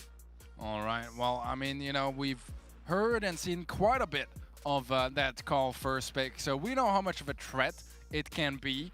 We'll have to see if SK are able to draft around it. I would say in general that SK is really good at sometimes just defying the laws of the meta, you know, and leaving some meta picks to their opponents and just having really great counter opportunities to them. So maybe that's something they're willing to do here by leaving that call open. Perhaps. I mean, we saw Team Queso do the exact same thing, and it worked pretty poorly for them. But we've seen Tribe Gaming EU do the same exact thing. They leave Carl open, they try to make it work, and it absolutely works. They're able to play counter to him. Okay, well, the SK not wasting any time to ban Bonnie, which is what we expect to see from them, actually. And going in early with the Janitor, which I do like as well, is, again, another brawler which they do like to ban straight off the bat. Look at this, though. A Lu ban coming in from FA Baguette on Ring of Fire, which, again, I've been kind of saying is a bit of a slept-on brawler. And for good reason. Like, so they're not taking any risks. Lola coming in as well for SK. The Pan ban, I think, is quite a key one here, really, as well, because FA Baguette do not necessarily want SK to get their hands on that early on. This is a key pickup by SK. They love to play the Pam here, and they do such a good job of it as well. They also love to play the Lolas out in their comfort zone in this matchup, but I also think that Lu is a smart ban because I know that SK can execute on it. I don't know if Baguette actually have the confidence that they can make it work either, though, because Lu is a difficult brawler to play. He's like Colt with less damage and less bullets, so you have to play him exactly the same. You have to walk in a single direction with your target. It makes your movement a little bit more predictable. That, and you can get outranged. You can simply not get your super and not have any chances to make any differences throughout the game, but they will pick up a better brawler for control. Bo is going to be the second last pick for FA Baguette. Yeah, I like the approach of the Bo. It's just such a versatile brawler in general. Ooh, a Fang final pick here from SK Gaming, just trying to get a little bit more aggression in the mix. And I mean, it has some decent opportunities at countering every single one of those brawlers. If you can get close enough with a super, that should pretty much be ensured kills. Can also, you know, nicely stop a call with a gadget if he's spinning. So quite a couple of opportunities at making this work. I would say, personally, I feel like it's a pretty even matchup. I do like the Fang. I love it. I mean, as long as SK play it correctly and don't get a bit overzealous on that side of things, then I think it can go a long way here, ultimately, you know, to try and eradicate the bow, to try and maybe go for and speedily so just eradicate those mines would be a great idea for Semantic if he can line up that super dash in. Chaos going to be taking the mid line and an early kick there from Semantic onto Darkham. Let's see though, again, getting these early supers is a very important thing to do. Guille pops down, drops the base, in a nice position there for it, but it does seem like it is taken care of for the most part. Semantic though, if you can get super early, might be able to make some plays happen in the mid. Yeah, it's always going to be a little bit tough in the very early stages for a Fang to be enough of a threat, as he does really increase in value once he gets that super. Aqua going to be caught off guard. A bit of a waste, actually, of that super on the Fang, but right now it does look like SK, they're going to have quite a bit of control just off that engagement, and they'll be able to start building up a little bit of a lead as Darkham is going for a flank. A new ego plays down by Chaos, and right now it seems like FA Baguette are trying to retake the mid, but not with the greatest success so far. I'm loving just what a cool, calm pair of hands like Chaos really is on this Lola pick. It's just kind of allowing his teammates to go in and be the aggressors that they are, whilst he's just holding firm. That being said, though, there is not much difference in terms of the scoreline, as somehow FA Baguette have had some decent amount of time, but now, as a result of a lot of these over-aggressive plays, starting to dwindle slightly as SK take a more authoritative lead in the mid. Yeah, this is looking really good now for SK Gaming, as FA Baguette are kind of struggling to retake any sort of mid control. They have a slow available on Darkum, a super as well, so maybe that could be the chance, but they gotta go for it now because SK is nearly at 90% captured, and they're doing a really good job at keeping everyone low non-stop. That's gonna be the stun from Semantic. Not quite enough to secure the elimination, but the jump from Darkum just not finding the most value after all. Wow, Equinox too low here to really go on the aggressive, and that's going to allow SK to push forward. They've got full HP. Ego goes out as well. Great value there from Semantic. Oh my word! In with the roundhouse, gone out of the match, and that is going to be it for that first game. SK looking so much better, as again, I feel like for FA Baguette to really capitalize in these situations, it's got to come from the draft. At the moment, SK, I feel, have got the draft that they want. Yeah, I don't know. I feel like it's somewhat even, but that's the thing as well, right? When you're facing SK Gaming, even on the draft is not going to be good enough most of the time, because SK are incredible mechanically, and being able to match that level of play is just so challenging. And so far, I mean, it's just a really strong performance from SK Gaming in that first game. We'll have to see if they can keep it up in game 2, as so far Semantic already gets a kill, but he will be going down to the bow mines, and that's a little unfortunate, but I mean, he was very low HP, probably going down either way, so at least he's taking the mine with him. I don't think he would have done it. It was a great little gadget there from Darkum to slow, but ultimately that is one less they'll have for later, and a great pickup there from Gears again. Drop the base, just keeping the pressure on there, as that radius will continue to tick down the damage of anyone within it.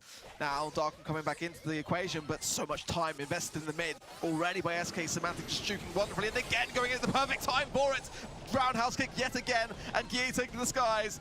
SK are looking so fierce, and have forgotten what happened previously in Brawl, and just getting back to what they know best.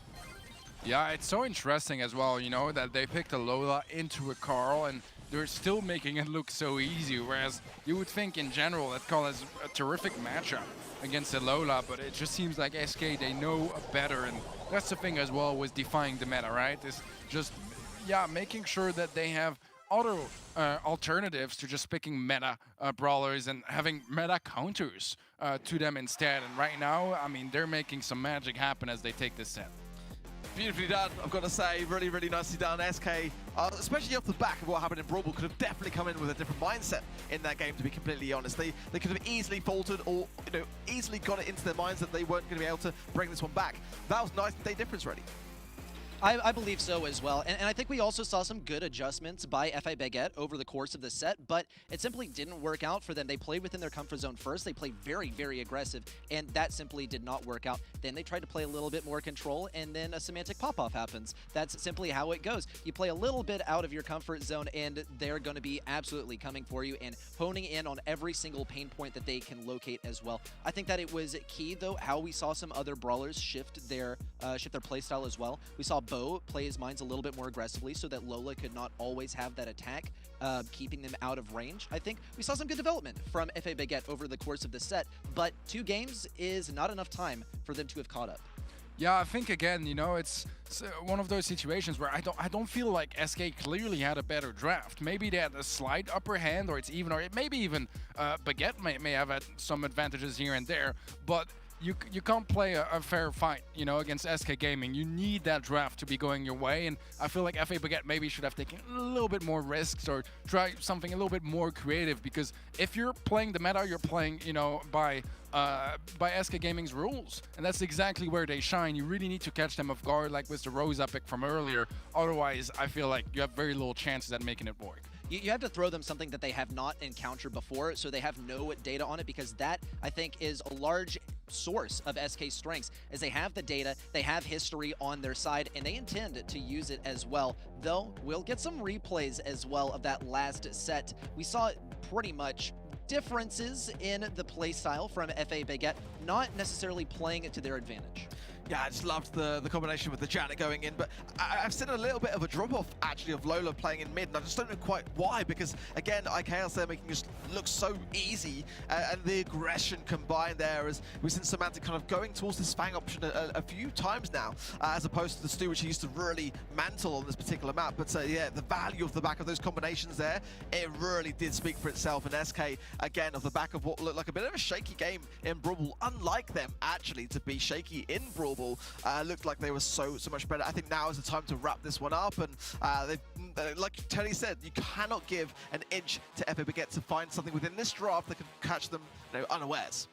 And you wonder, at what point are FA Baguette going to get rid of the Lola? It's posed them some serious issues already, but they're going to leave it available to SK. Now, they don't seem too intent on picking it right off the bat, but we will see the bow pick from FA Baguette, which is pretty wise since Carl is banned out by SK. We'll see what they combo it up with. In terms of what other brawlers could really profit here on Flaring Phoenix, Teddy, what are you thinking? I mean, throwers are not something that is exceptionally rare, especially when you have a Gene out of the mix. You can also maybe go for Brock, try to open some of those walls out, make sure that your opponents don't get that thrower final pick. So there's definitely a couple of options available. It seems like a thrower it is, and I mean, Tick usually is going to be the go-to, so that's what Baguette are deciding to go for.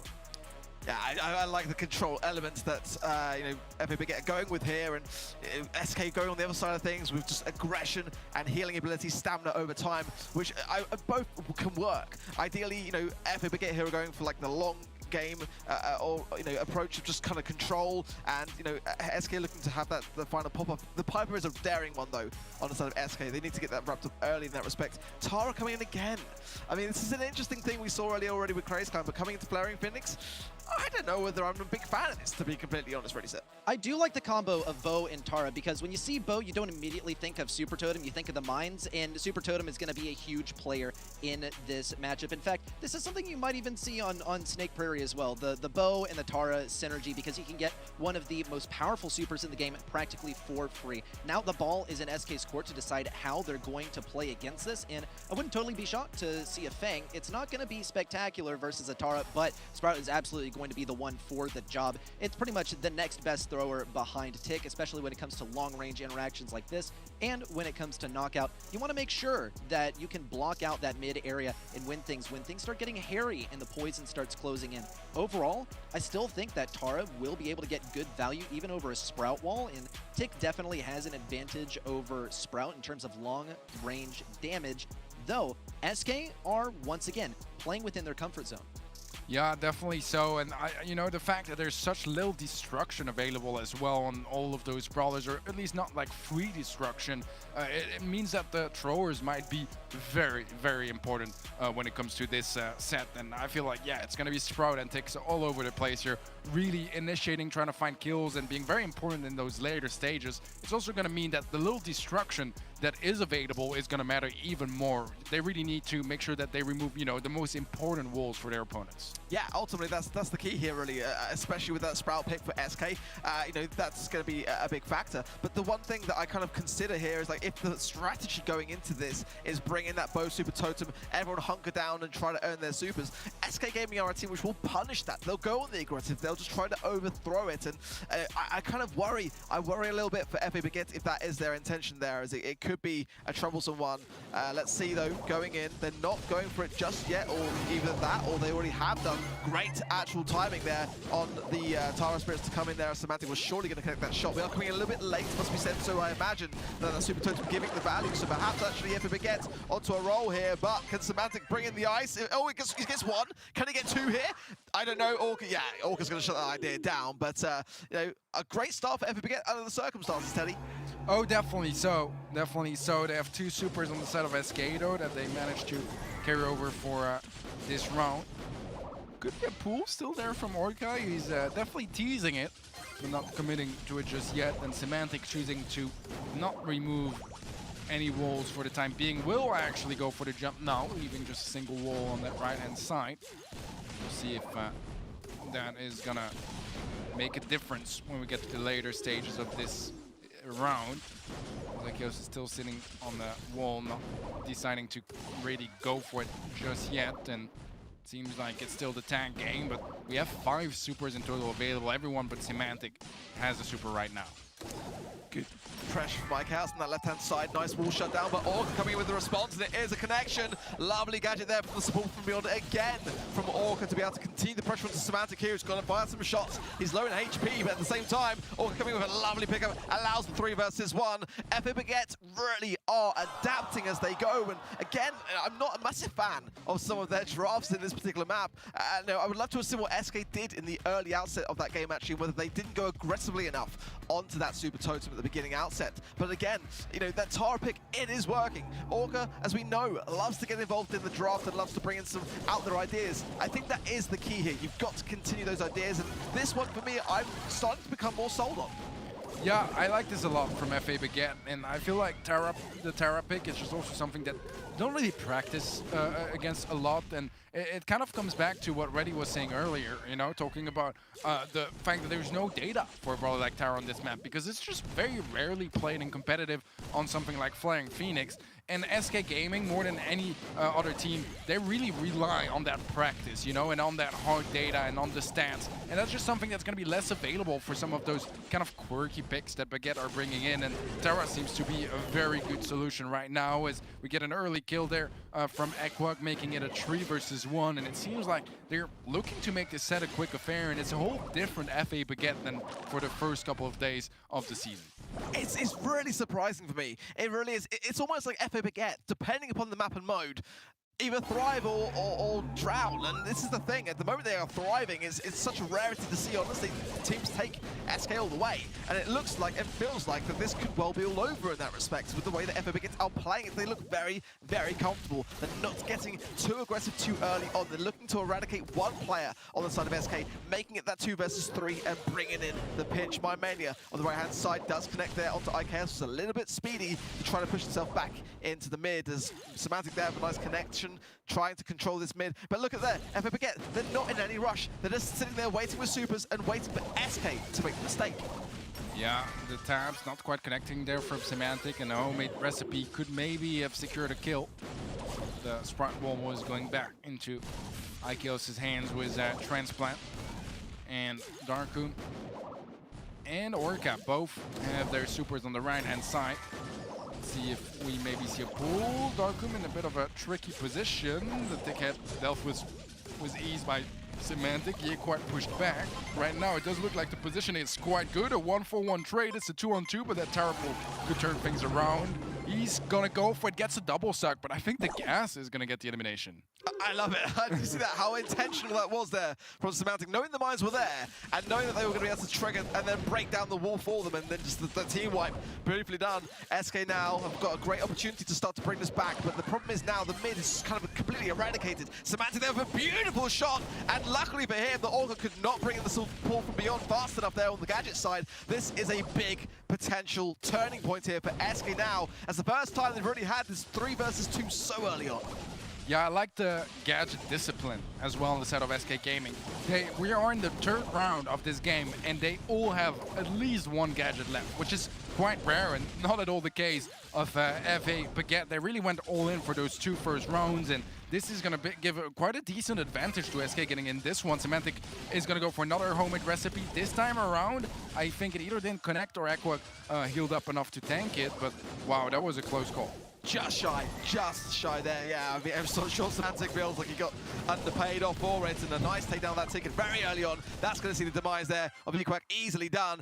SK bring back some fights. You got to hand it to them, as you rightly point out, Eddie, just preserving some of their inventory in that respect. And I just felt like, again, you know, FA Baguette were responding so well with it, but just used it too early. I think you've got to play for the long game, and that's exactly what SK did there.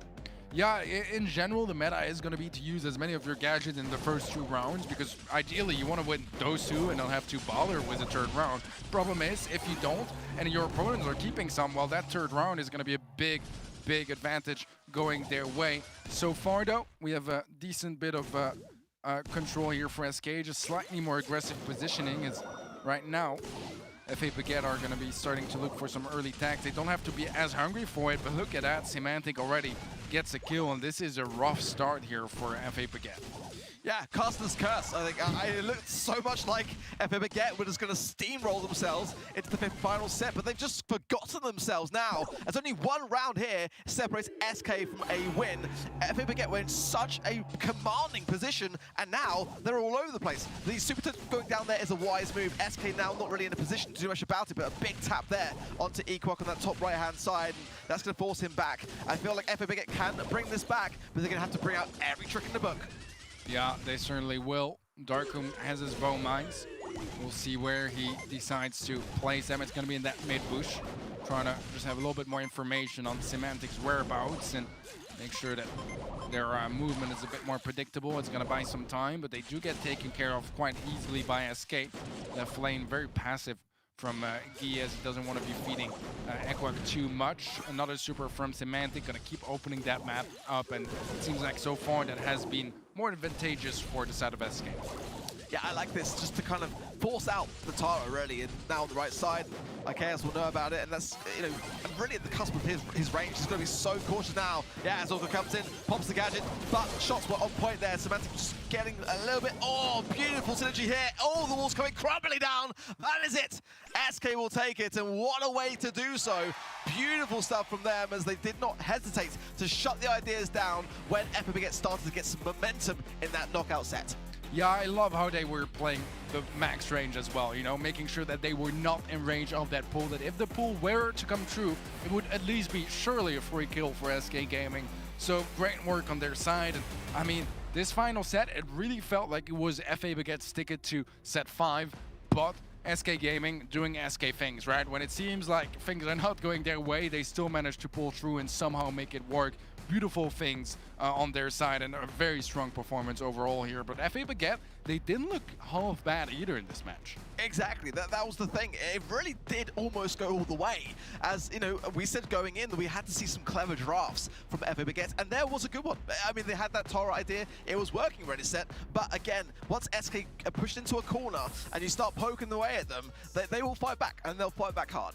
They found a way to play counter, which was simply, let's just play it long range. Let's get that wall break and let's make good use out of it. And it was a great adaptation by SK. And that's it, simply put. They're great at learning their enemies. And sometimes that means folding for a couple sets and then coming back in the final 3. In this case, it means that they were able to make the adaptation in the middle of the set as well, figure out what their lane matchups were, and figure out how to play counter to this total counter comp to what they're used to. I think it was a great shout as well by FA Baguette to play the Tara and the bow. It's a pretty genius thing to bring out here, but it has a clear counter once you think about it for 2 minutes, which is, well, the length of game number 1. So well done by SK for finding a counter to that, for disrupting some of the disruptions that were thrown their way as well. I think FA Baguette, we got to see seriously what they are made of in terms of bringing something inventive, bringing something new, and making you kind of scratch your head as you're watching them play.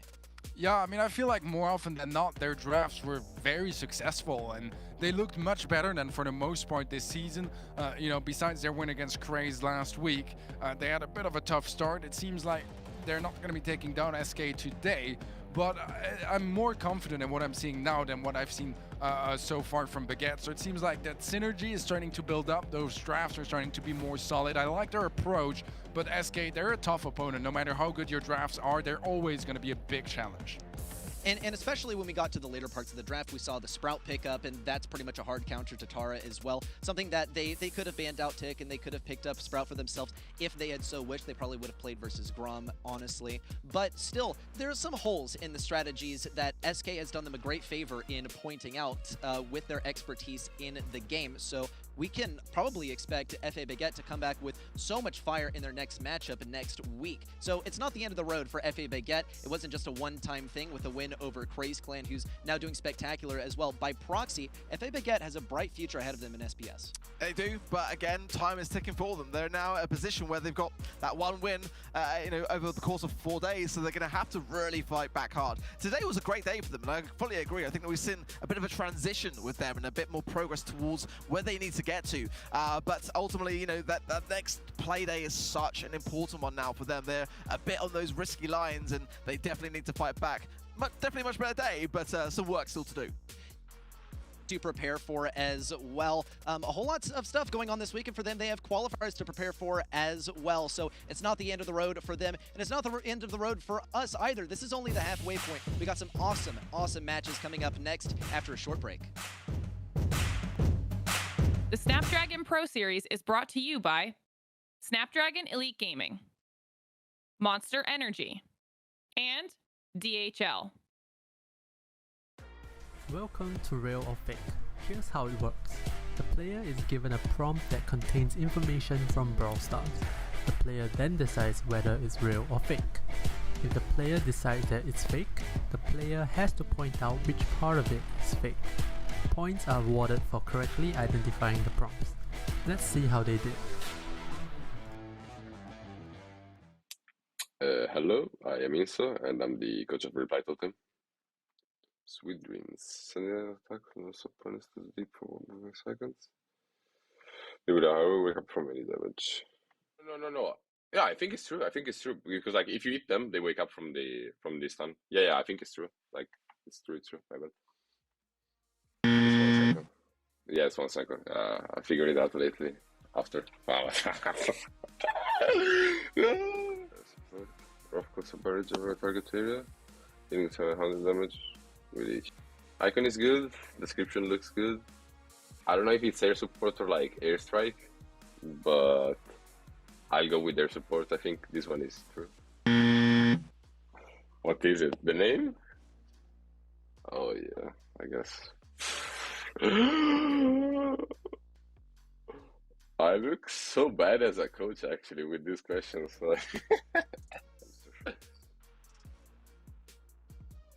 No, I like the icon is wrong for sure. It's false. Let's go. Vengeful Spirit.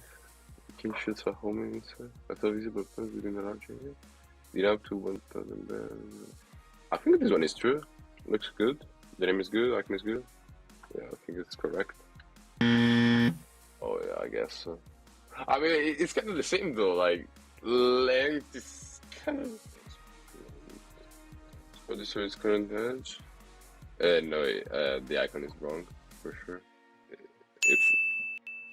It's a brick wall. Go. Already better than last week. Okay.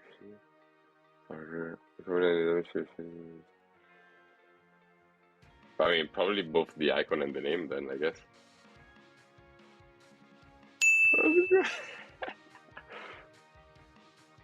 See, for me,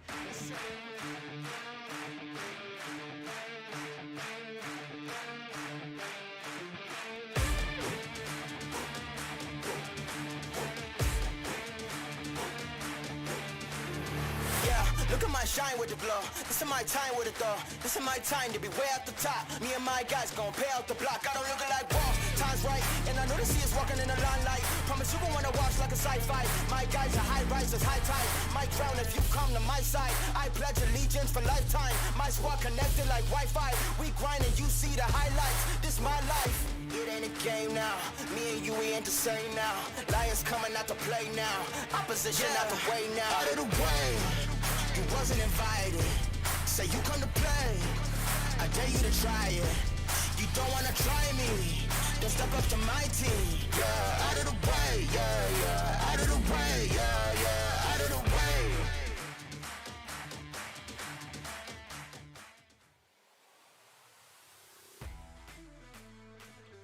Welcome back, everyone. We have 2 matches behind us already for today. 2 more to go, and this one is going to be particularly interesting. FA Siege versus Tribe Gaming. FA Siege, they have been popping off lately, Ark. oh, dude, this has been their week. It really has. I mean, looking at the BSC and the performance, they have one of the most thrilling journeys in that bracket.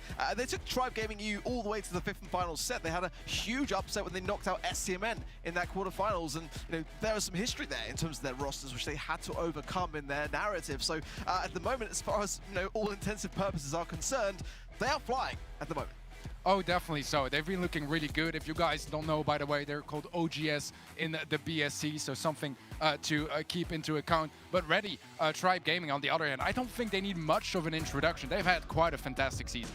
It took them a little bit of getting a little bit of a warm-up for that first match day, and for the second, they came back with even more fire, and then following that, they seem very, very strong, even taking on Reply Totem in BSC and bringing them almost to the brink of defeat as well. This is a team that everyone should be watching out for. Now with Lena at their side, they are a total powerhouse in this region. Yeah, third seed right now, as you can see in the leaderboards. FA Siege, I mean, they did take one more loss, so they haven't had, you know, the best season so far, but they've shown to everyone, whether it was in this challenge season or in the BSC, that they have the potential to go really far and take down some of the biggest teams in the region. Ark, what are your impressions so far about this matchup, and, you know, how closely matched are they to your eyes? Yeah, I mean, FA Siege took losses to Reply Totem and SK Gaming. I'm okay with that for them. I mean, they are like two of the teams which, you know, are first and second on that leaderboard.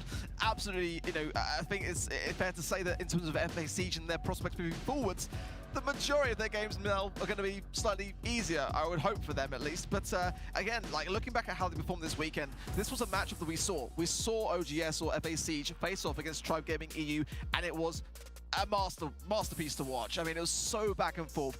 Everyone was on the edge of their seats, and you know how that's going to, you know, sort of fare for Tribe today. I think the real question here is, you know, have they actually had an opportunity now to see through the minds of FA Siege, or have they now kind of come in a little bit sort of, you know, sleepish, you know, sheepish to the fact that this was a tough match for them. They're going to have to do the same again, and FA Siege is riding that momentum. I think that's something that Tribe got to take incredibly seriously.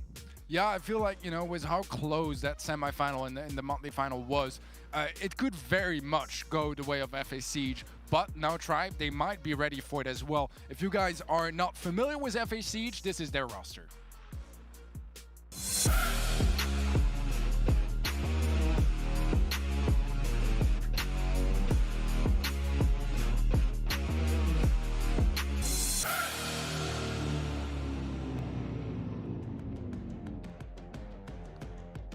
FA Siege, that is going to be Sorda, Breza, Jaime, Gugu, and Kevin, players that have been in so many different teams, as you can probably tell from the different jerseys that they are wearing. Ready, Set, what in particular for this team makes them, you know, pump off so much at the moment?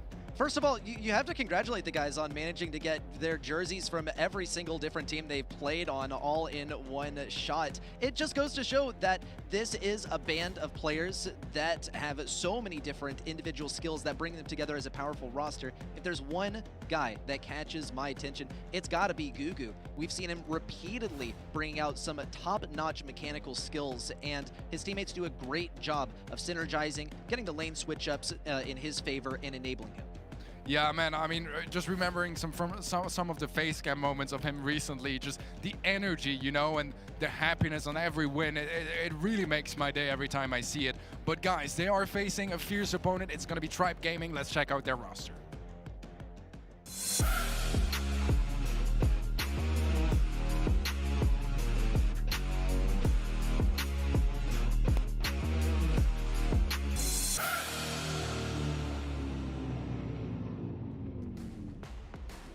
Tribe Gaming, one of the most iconic rosters of the region. It seems like their newest addition, Lena, as well, is somewhat kept in the dark here for this one, Ark. Yeah, the man of mystery, right?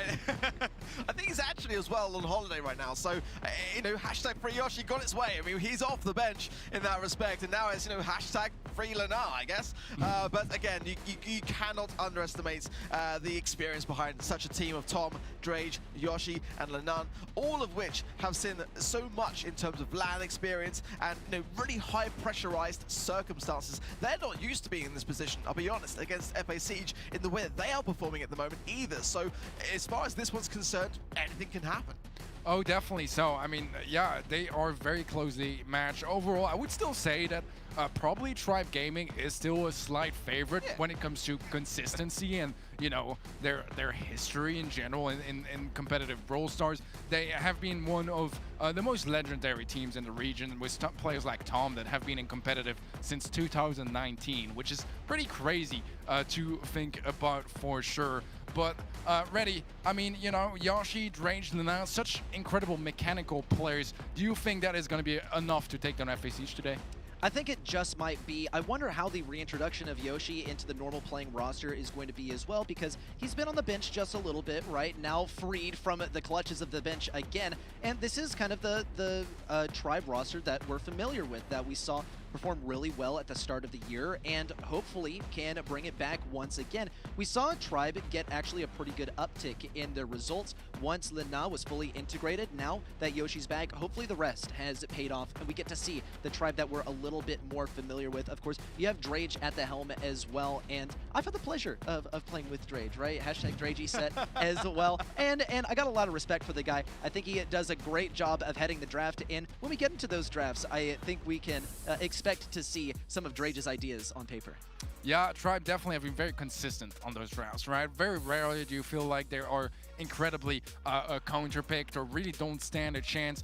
They're such a versatile team overall. Ark, you know, looking at this matchup here, who do you think is taking this one home? You know, I think Ready Set Raised is a very important thing. I know Tribe were playing with Yoshi last night, but they lost the Craze clan. They didn't look like themselves, to be completely honest, as again, you know, when you're going between that full player, it can have its ramifications.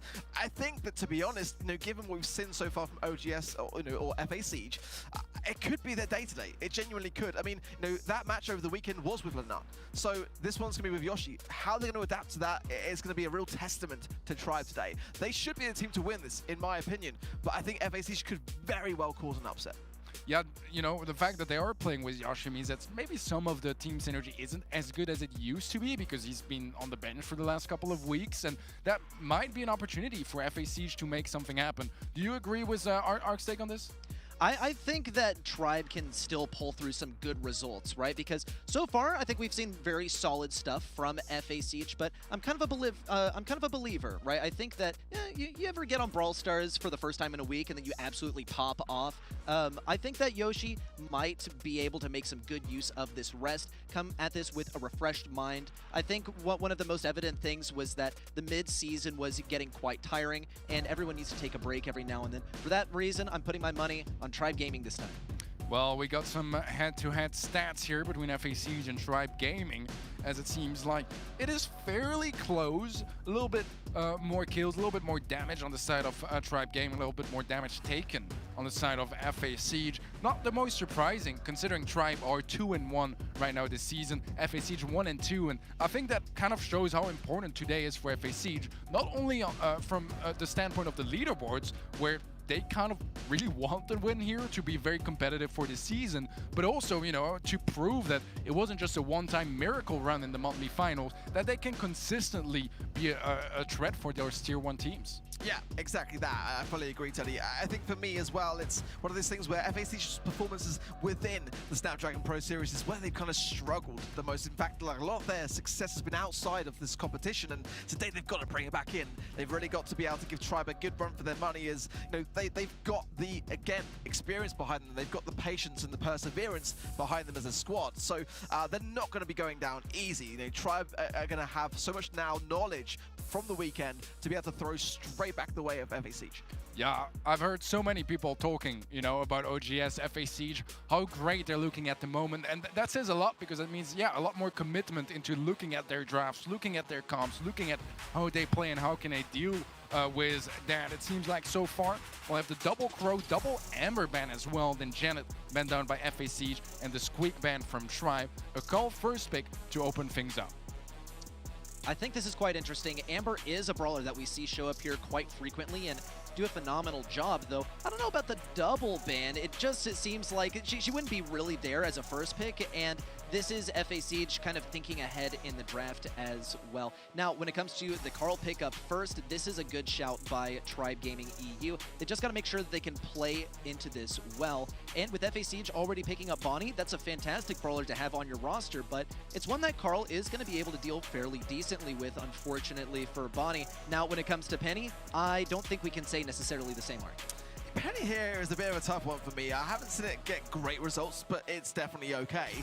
I like the fact that we're seeing Crow bans on both sides, but to be honest, FA Siege do ban Crow a lot. Maybe Tribe could have potentially left that ban aside and just kind of gone with other ideas, but maybe that's part of their plan to keep things sort of open in that respect. I think the max bow Carl for me here is looking strong. I mean, Bonnie, even with speed gear in the bush, is going to have a better time of things, but the Penny as well, again, with so much bush, I think that FA Siege need to eradicate some of that to be able to get some value here.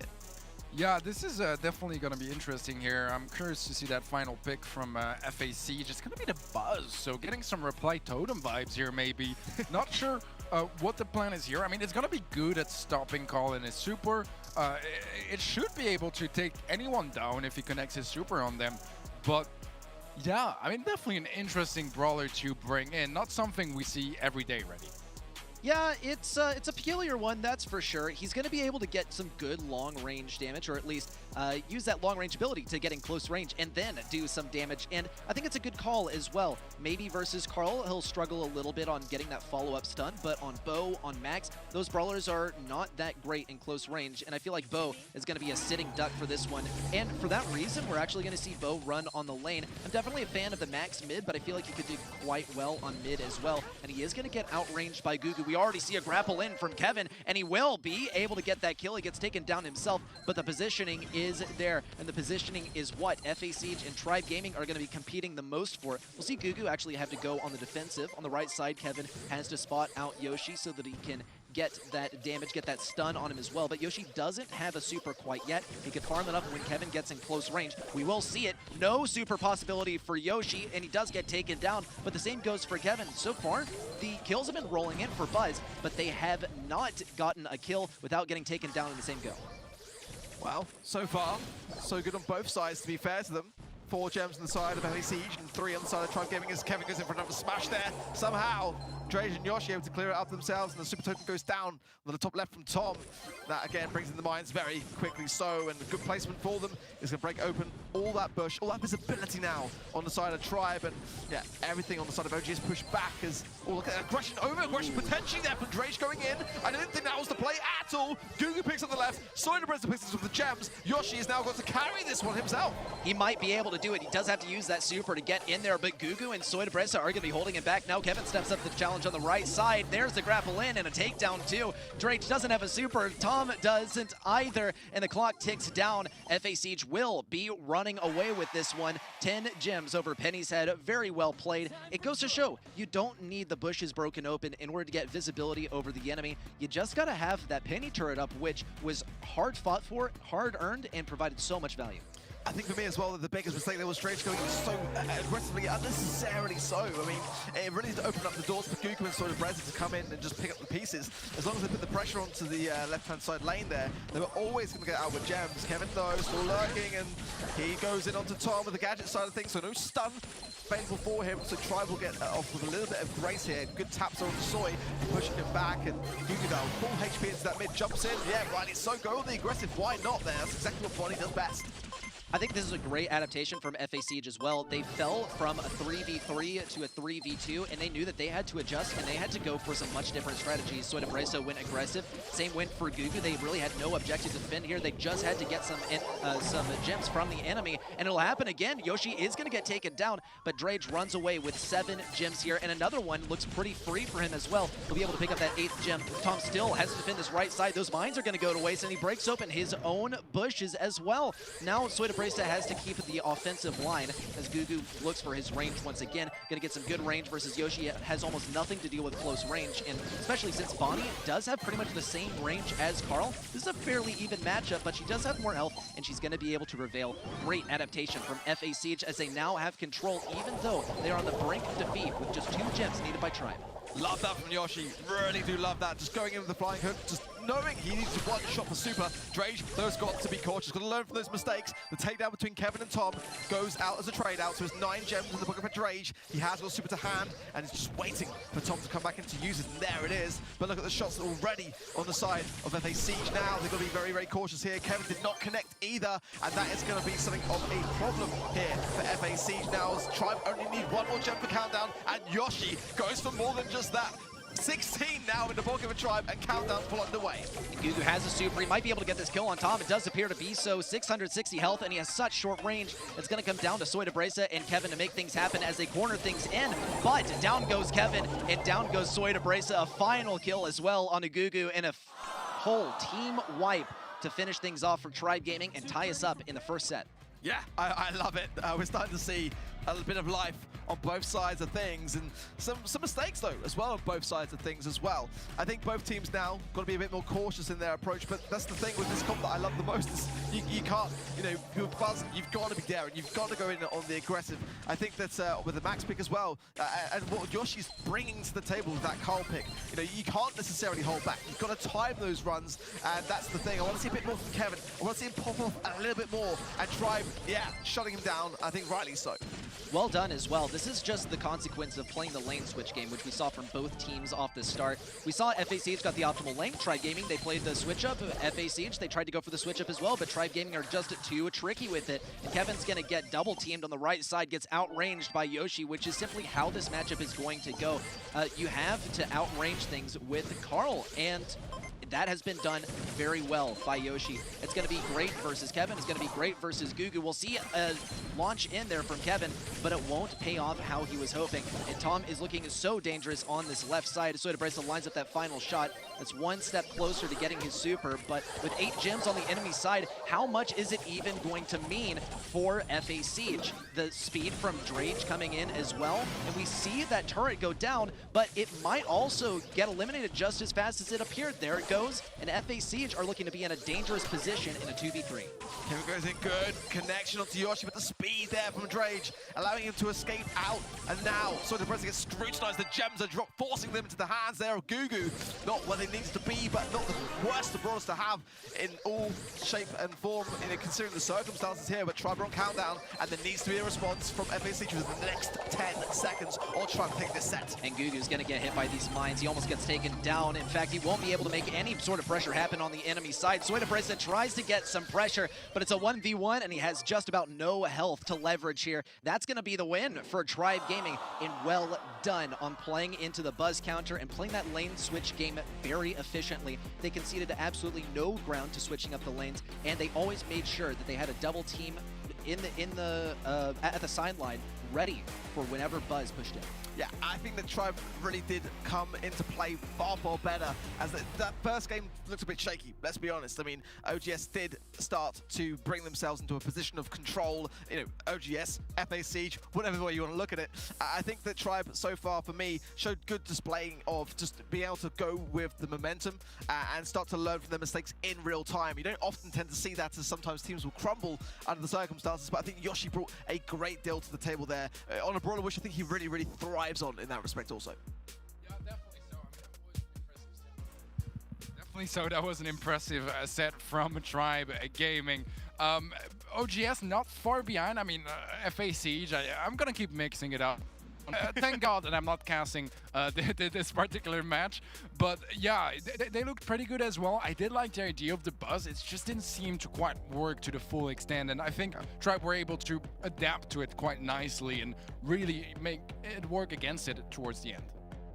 I think so too. This was well played by both sides, and the draft obviously played into Tribe's favor because they were very comfortable facing the Buzz. They knew the counterplay to Buzz was simply to not play this lane solo, not make it just Carl versus Buzz the entire time. Even Buzz is going to struggle on that matchup in the early game, but if he's able to get a good gadget off, it's going to profit him immensely. We won't see those ideas emerging once again, though Carl is on the table for anyone who wishes to pick him up, and Tribe picking up Bo seems like almost a bait for FA Siege to pick up a Carl themselves. Yeah, we'll see the double Bonnie ban as well as Piper and Pam taken out by Tribe. The Tick and Janet banned out by FA Siege.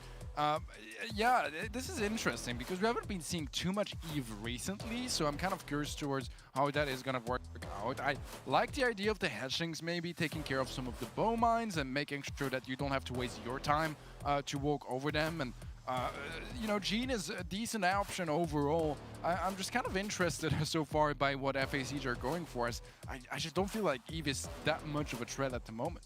Yeah, with the Piper ban as well and the Botany ban from Tribe, they're kind of like two brawlers that are perfect to have Eve go up against. So I feel like it's a bit of maybe like a past meta pick here, potentially from FA Siege. The Gene here, yeah, I completely agree and fully can see working here. But there, Max, Carl combo, bringing in the bow again. I mean, deja vu from the previous set. I mean, and it's definitely a different draft. Fang is an aggressive response here, but what are your thoughts, Reddy? I mean, Fang, you're going for basically the second best thing behind Carl here. And also, I wonder why Daryl wasn't picked up here instead, because Daryl's been proving to be very, very useful lately. He's able to get in close range versus Bo and seriously mess him up. The other thing is that you have the Gene that is clearly here for a counter to Carl, but I don't know how much that's going to be able to do for them, especially because Fang is going to be pretty distant when he's actually making anything happen. In terms of range, Eve is also going to struggle quite a lot versus Carl. Carl has immense range. He is able to get amazing speed as well, and it leaves us with a lot of questions, but we'll see how these lane matchups turn out in the beginning of the game. A different approach from FA Siege, actually, as typically this game is run in 3 lanes, and this is looking like they're more of going for like a 90-degree angle pinch on the right side to start things off. It's not going to profit them too much because they are actually spread out quite a lot, and they can't go for anything too aggressive because it's going to be difficult to get any sort of movement to help out your buddy if he's put in danger. Well, an interesting placement there on the Super Totem side. It is getting a lot of value, actually, for that same reason that Drage just went super on the aggressive to start things off, and has got super to hand off the back of all that value. Yoshi as well has his. Question is, though, who will make the first move, and will it be overly aggressively so? Another super totem there for Tom. It seems like Tribe really want to get this first round in the pocket, and Yoshi so low on that right-hand side as a result of those big taps from Kevin, who's utilizing so much of that ability to float over the water. But now as the gas comes in, it's do or die for one of these two teams. Who is going to make the first mistake? Well, we already see a push in for Soy Debrez. He doesn't have a super ready to go, but Yoshi is the last one alive, and Kevin is going to play this one very, very carefully, much of the same for Gugu as well, who picks up that last hit. At a glance, it doesn't seem like FA Siege are really playing into the Carl, but they all have some kind of counterplay. Kevin can jump away. Gugu has Lamp Blowout, so he can get a stun. Soy Debrez has a stun as well, and Fang has not had the best last couple of months as well, because he keeps on getting... might make something happen, but he gets pinched in by Yoshi. Soy Debrez picks up a kill. He does have a stun as well, and he's going to be able to use it. Will he use the last super? Yes, in fact, and FA Siege will be running away with this one. Really nicely done. I mean, with those Fang pop-offs, I mean, that's how that one tends to end. And I think going back in, Tribe need to be far more considerate of how Soy Debrez is playing it, because they've fallen victim to it a couple of times now. They've got to be able to take these games into the long term. That's where they're struggling at the moment. Slowing down the pace now, very much needed, because Tribe have got a set ahead of FA Siege, but that one game now, and one game separating FA Siege from gaining one, could tie this one up extremely quickly now. Same energy as game number 1 as FA Siege is cornered in, and they even have to deal with some bow mines on the left side as well. We even see Bo charging up that super once again for free with his totem. On the right side, Drage has already accumulated a super too. Kevin has to start breaking these guys out of their back lines. Soy Debrez gets grazed, but he stays alive, especially thanks to the magic puffs from Gugu. On the right side, Kevin's trying to dip this matchup, but he just narrowly gets taken down by Drage. And Yoshi on the right side keeps applying the pressure. Down goes Gugu at long range. And Soy Debrez, his best move here is going to be denying any supercharge to the enemy and trying to stay out of reach, and that he will. Yoshi will be able to pick up a super, though, which is good value for him. And now Tribe Gaming lead with 1 round victory in this game. Wow, this is looking very dominant, very forceful here from FA Siege. Speed coming in from Drage, and big tap from Kevin makes him think better of it. Soy Debrez, though, is quite out of position here, but at the same time, he can close the gap very easily so, but chooses to come down to the left-hand side to join his squad, and Gugu has his pull, Kevin has the hatchling's egg, Soy Debrez has his dash, so everyone on the side of FA Siege displaying so much utility now that the hatchlings come out, it could be a time for them to pounce. Soy Debrez's main mission is going to be to get onto Tom, and we see at every possibility Tom is staying as far as he can from Soy Debrez, but it's only a matter of time before things are closed in artificially by that poison. Kevin on the left side also is trying to play control versus Drage and Tom. He needs some hatchlings to have maximum viability at the end of this round. Yoshi is the only one on the side of Tribe Gaming, by the way, that has a super, and this could absolutely hurt them. Tom doesn't have any mines to throw into mid. Drage does pick up some speed, though, and that could help them gain a little bit of positioning here, get some good wall peaks. Not much damage on the side of FA Siege. Tribe Gaming are looking very dangerous, and there's one kill, a whiff from Soydabresa, and a complete dismantling of FA Siege to bring round 2 in favor of Tribe Gaming and tie up set 1. Where did Goshi go? My eyes playing tricks of his swaged in one place at one moment and gone the next.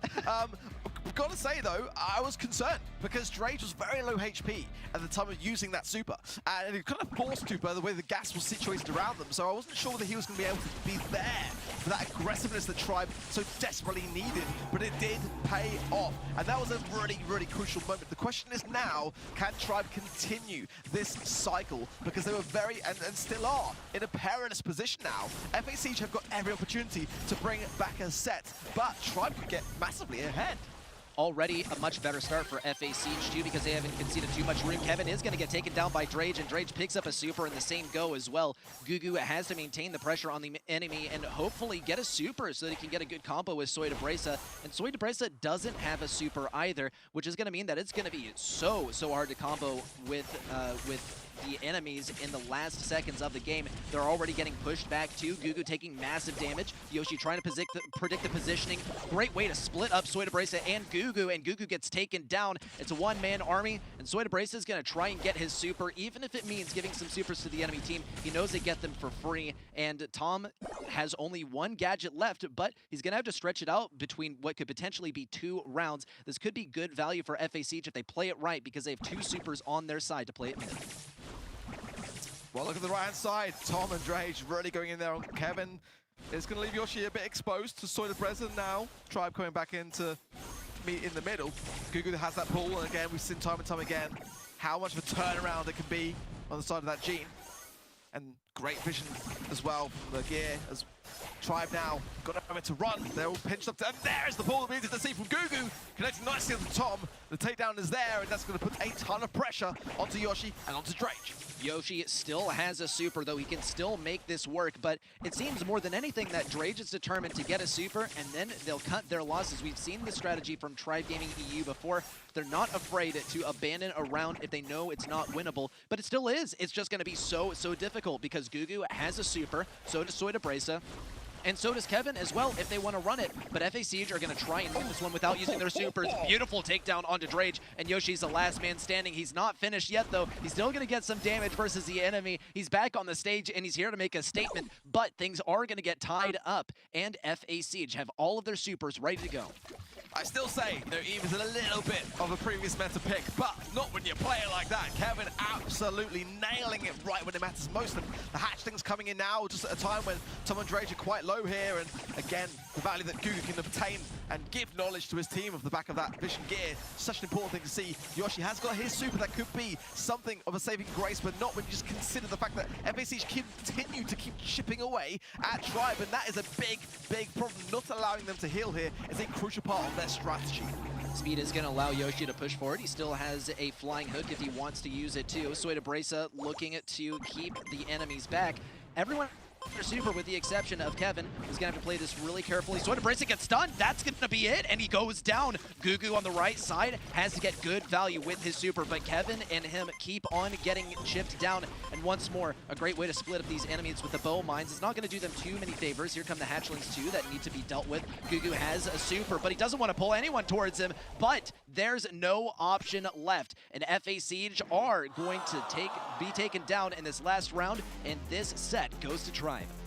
Great stuff. I mean, you know, under pressure as well from Tribe there as FA Siege. Just a couple of mistakes. We needed to see not just good value from that Gugu pull, we need to see a takedown in that 3v2 situation there. But no, at the beginning, no, it was not looking much the same to say, to be completely honest. It looked like Tribe were going to drop that set, but maybe just a couple of too many mistakes on the side of FA Siege, or just too much aggressive change-ups on the side of Tribe Gaming there, Teddy. And the difference spoke for itself. Yeah, I honestly thought that FA Siege, rather, we're going to take this one. I mean, that initial 1v3 from Soy de Breza on that Fang, that was a ridiculous play, and I feel like, you know, building up from here, they were really just going to shine. Tribe Gaming, though, able to turn things around and take the set in the end. It's a big one as well. Now, man, those two first sets, they've been very close, but it seems like it's Tribe that consistently is getting away with them. It's remarkable, and it shows their versatility in changing up with the situation and adapting to the strategy of the enemy team. They didn't let that Fang situation happen again. In fact, after that last play, they were able to dodge out the Fang supers, which was insane. Also, we saw them keeping the enemies at distance so that there couldn't be any value on the gene pull. Had we seen Gugu use that super, it more than likely would have missed, and we owe that to Tribe Gaming for consistently keeping the movement, keeping those gadgets on lock, and also staying at range and keeping things range. I think Yoshi did a phenomenal job as well of playing this Carl. What a way to make your name back on the stage. Okay, yeah, you know what? Let's discard that one. Let's forget the last 10 seconds. And Yoshi, phenomenal Carl. Of course, besides that, really, I think made the long range matchup happen. Yeah, I mean, so far, it's a very competitive match. The problem is, for OGS FA Siege, they're not able to close out those sets. They really need to get some sets, because right now it's 2-0. No more room for mistakes. Now, one more set going the way of Tribe, and they're making it a 3-0. And they've got to start banning Carl. And they're not. And they're leaving it open. Tribe comes straight in and sweep it. I mean, that is Yoshi, who's been the thorn in their side for the past 2 sets. Why are they not shifting? Why are they not adapting towards this? I've got to ask that question straight off the bat. It's going to be Tribe as well, banning up the Crow and the Barley as well, which is a bit of an underrated ban, I feel, actually, on Super Beach myself. And it's going to be FA Siege banning in the Bonnie, the Janet, and the Penny, and going in early on with the Fang, with the Surge. Very aggressive brawlers here, ready, set. I have big concerns. I have a strong feeling that Tribe is going to be picking up a Gale now, because on Super Beach, really, a lot of things are viable, especially Gale. Anything that needs to operate in mid-range can deal fairly well here, as long as the walls aren't broken open too much. And we don't see any wall breakers just yet. And Surge here is also being played directly to counter the Carl. We'll see the max, actually, from Tribe Gaming. They have one more brawler they can finish this off with, but they got to be mindful of what could be the possible last pick from FA Siege. If they go ahead and go for a Gale here, then they could deal fairly well with the Fang. But also, there's some throwers that could be played here. Not Barley, obviously, because it is banned out, but Super Beach lends itself to these possibilities. Yeah, I would have kind of agreed with the Gale pick, because I think it would have been a nice combination to have with the Carl to make sure that FA Siege don't get their hands on him in case they want to. Spike is, I mean, it's decent because it has so much DPS, but in the end, I don't know if it's the greatest Fang counter, and Spike is just not the flashiest brawler at the moment. I'm not the most certain with that, and I feel like maybe a missed opportunity on the side of Tribe. We'll have to see, though, if FA Siege can try to capitalize. They're going to go Lola, which, again, you know, typically you'd think Lola into Carl is something that shouldn't really be working, but we've seen it work as well. What are your thoughts, Art? My thoughts are that Tribe missed a massive opportunity to go bow, and that would have been the exact same comp in every single set. Going with the Spike, kind of with you. I think they've got to be a little bit cautious in the respect that, sure, the Life Plant is still a semi-decent counter to Fang, but with that reduction of HP making a big difference, it can be very susceptible to that Fang now. And if FA Siege start to play it better than before, then it could well be a winning comp here. But yeah, I don't mind necessarily on the side of Tribe combining that Max and combining that Carl again, because it's been working all day long.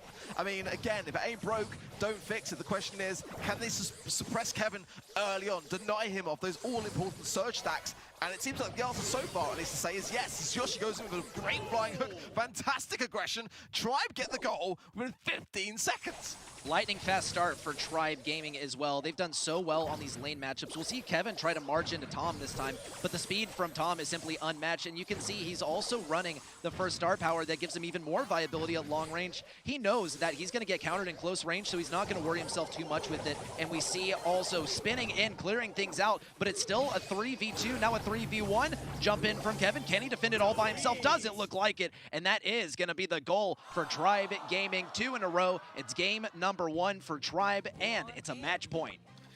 it just feels like a case of we got out-drafted already. You've got to be honest. It does, and to be honest, you know, it's not that. You know, they had the opportunity. FA Siege could have banned out these brawlers, which Tribe have been continuously showing us in this series that they love to pick, they love to have, and again, they're not going to change it unless they're forced to, and already are on the hunt for another goal. And there it is. Dre just slides in the angle, makes it look easy. FA Siege, wake up! Your time's almost up. It's a slippery slope so far for FA Siege, but they will get that first takedown onto Tom. It looks like Tribe Gaming did get a little bit too confident and decide to send in Carl early. This might give a little bit of room for FA Siege to make things happen. As I say that, though, Yoshi does get a curveball takedown. Down goes the Ego, too. Soydabrisa will pick up a kill, but Drage will be cornering this ball. And it's not as hard as other maps to get this ball out of the corner on Super Beach, but still, it's quite difficult to get yourself in this position because you can't really be fighting anyone while you're going for the ball. That said, though, Gugu will pick it up and a pass into that box to ricochet it towards Soydabrisa. Tom, and back in the corner you go. That's been a very bad ball. He has to stay in the corner for a very long time. I wish we had a ball cam for that. That said, though, FA Siege will be holding the mid very, very well so far. A good takedown onto Soydabrisa's Ego, but he'll fire it right back up. Gugu leads the charge. This could be a goal for FA Siege if they play it right. Oh, but look how Tom's ready for it as well, going in aggressively so, and Soydabrisa goes down. Gugu's in a great spot, though. He has not got super. Stuns out Drage, kept with the pickup, but the ball is, okay, it's out the corner, but there's still so much catching up to do. FA Siege have got 55 seconds on the clock to get this ball forwards to make something happen. There's some great plays, no doubt about it, but again, when you're behind, it's really up to Tribe as to how they want to play this one. And Kevin is still behind. He's on level 2, and he's been there for practically the entire game. He's been kept back so well by Tribe Gaming, and this is the reality of playing Surge in really any mode because he can simply get outranged and you'll deny him a super for the whole game. Okay, Gugu almost manages to clutch things up. Only 30 seconds left. Kevin needs to stay alive and hold this position. He gets tapped once. He might be able to get some value on Tom. Tom narrowly stays alive. Kevin goes down. Only 20 seconds left, and it's not looking great for FA Siege. Oh, Tom, just off the line. What a way to go and a terrible way to finish, really, for FA Siege if they don't get this ball out there as time, but not anymore. With just Google around, it's no doubt about it. Tribe Game will take it, and what a way to end it. Just, again, learning from their mistakes along the way. A night and day comparison when you look at how these two teams faced off against each other over the weekend. And I've got to say, I think Tribe deserved the win. It's very clear that Tribe is feeling very confident going into this, and they played so confidently as well. And it just seems like they were in a flow state during the draft. They got such great drafts, and they picked some general stuff that worked very well for them. They played to their strengths. They played in their comfort zone. FA Siege had to get a little bit more creative, and it simply didn't pay off. Once again, the Surge Trap, it gets a lot of players stuck in there, and FA Siege fell into that. Yeah, I think that outdrafted is a term that's a little bit too vague for this sort of situation. I want to popularize the term outcarled.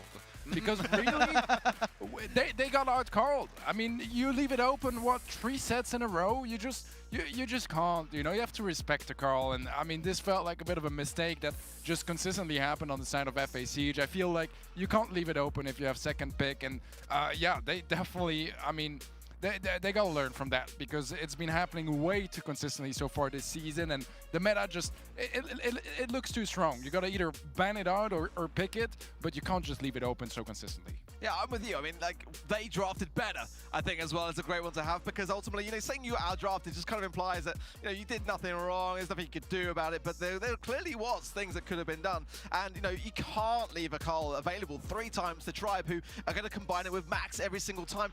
Just, you know, we can see those patterns recurring before our eyes, and, you know, FAC just didn't adapt to the situation. Yeah, they certainly didn't. I mean, it felt like kind of same story every single time. The games were close, the sets were close, but in the end, Tribe, they make it a 3-0, and that's going to be hurtful for FA Siege because, you know, some tiny little changes and maybe we would be in a 5th set. It really wasn't that far off, but it seems like Tribe Gaming in those tight moments were just the superior teams, and Brawl was a whole different breed. I mean, what a quick pace there to close things out. You have to wonder what sort of scrims FAC is playing when they're not banning out Carl versus Tribe Gaming. They have to be very confident in their ability to play Surge here and reliably get those levels as well, because that didn't play out at all, and it hasn't played out for almost anyone that we've seen at play Surge today. He's quite easy to outrange, and they had good movement, and they had good lane switch-ups. They were pretty tricky with the pinches, but it still wasn't able to get Surge into a usable state at level 3, which was very troublesome for them. Of that game, and that's just too low. You know, that means you're not really impactful. And I was looking at him just running around, trying to catch up, but he didn't have the movement speed nor the range to really participate in the fights. And yeah, it was quite an awkward and a couple of encounters for him. And towards the end, yeah, the value was kind of lost in that pick. Surge is really a 50-50 pick in general that either completely pops off or really just doesn't pay out. Yeah, it's a high-risk thing to have, and I always love that though in esports. I mean, it's a great, exciting thing to witness when a Surge just goes on an absolute tear. But I mean, you know, the biggest downfall, of course, with Surge, like you rightly say, is just like lack of movement speed. You've got to get the first stack, and if you're not, what are you bringing to your team? You're just so easy to dodge and juke, and that's just no help. You've got to get off the mark. And you know, we saw some great plays though from Kevin, you know, in Knockout. I loved his Eve play there, but it was just a bit of a different story when it came to that Surge pick in the Brawl Ball Siege. Yeah, again, it was again a close set, right? You know, I mean, it feels like this match was so close, but it's a 3-0, and still, yeah, I think that call pick is something that teams need to more consistently ban out if you don't have the first pick. And I mean, I'm seeing some of the brawlers. I don't know if it was them or Try that ban Barley, and I think it's a decent option on Super Beach, but just ban Call, you know, like it's not gonna shine to that extent, and I just feel like it's a bit more of a threat. But guys, I mean, this entire league is only possible because of Snapdragon Elite Gaming. So a huge, massive shout out to them for putting all of this together and giving us the opportunity to cast, the players the opportunity to play, and I mean, you know, you guys the opportunity to watch. So yeah, a massive shout out to them for just that. I mean, overall, guys, we've had some pretty crazy matches so far today, but in the results, they haven't been that close, Ark. Yeah, to be honest, I mean, you know, when it comes down to today, some teams have really been rising to the occasion and, you know, valuing just how important it is to get off that mark, to really, you know, those that are ahead retain their position, and we're kind of seeing that play out at the moment. Some teams have still got some more work to do, though. We've got one more match still to come today. Yeah, well, guys, one more match to go. Don't go anywhere. We will be back after a short break. The Snapdragon Pro Series is brought to you by Snapdragon Elite Gaming, Monster Energy, and DHL. Welcome to Real or Fake. Here's how it works. The player is given a prompt that contains information from Brawl Stars. The player then decides whether it's real or fake. If the player decides that it's fake, the player has to point out which part of it is fake. Points are awarded for correctly identifying the prompts. Let's see how they did. Hi, I'm Soy Bresa, and player for FA Siege. Okay, Sweet Dreams, send this next attack. Will whoever wake up from in the arch? It's real. Ah. A bunch over target on it.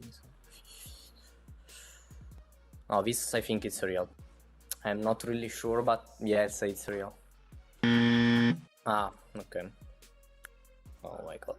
I'm gonna miss everything, yeah. Oh my god. Yeah, the icon is wrong because there are 3 darts on the icon, I think. Okay. Oh. Let's go. I think that the duration is wrong because it should be on the range. I think something like that. Yeah. Okay.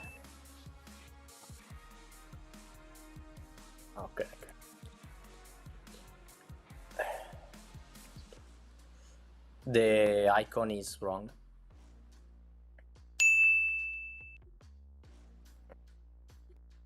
Okay.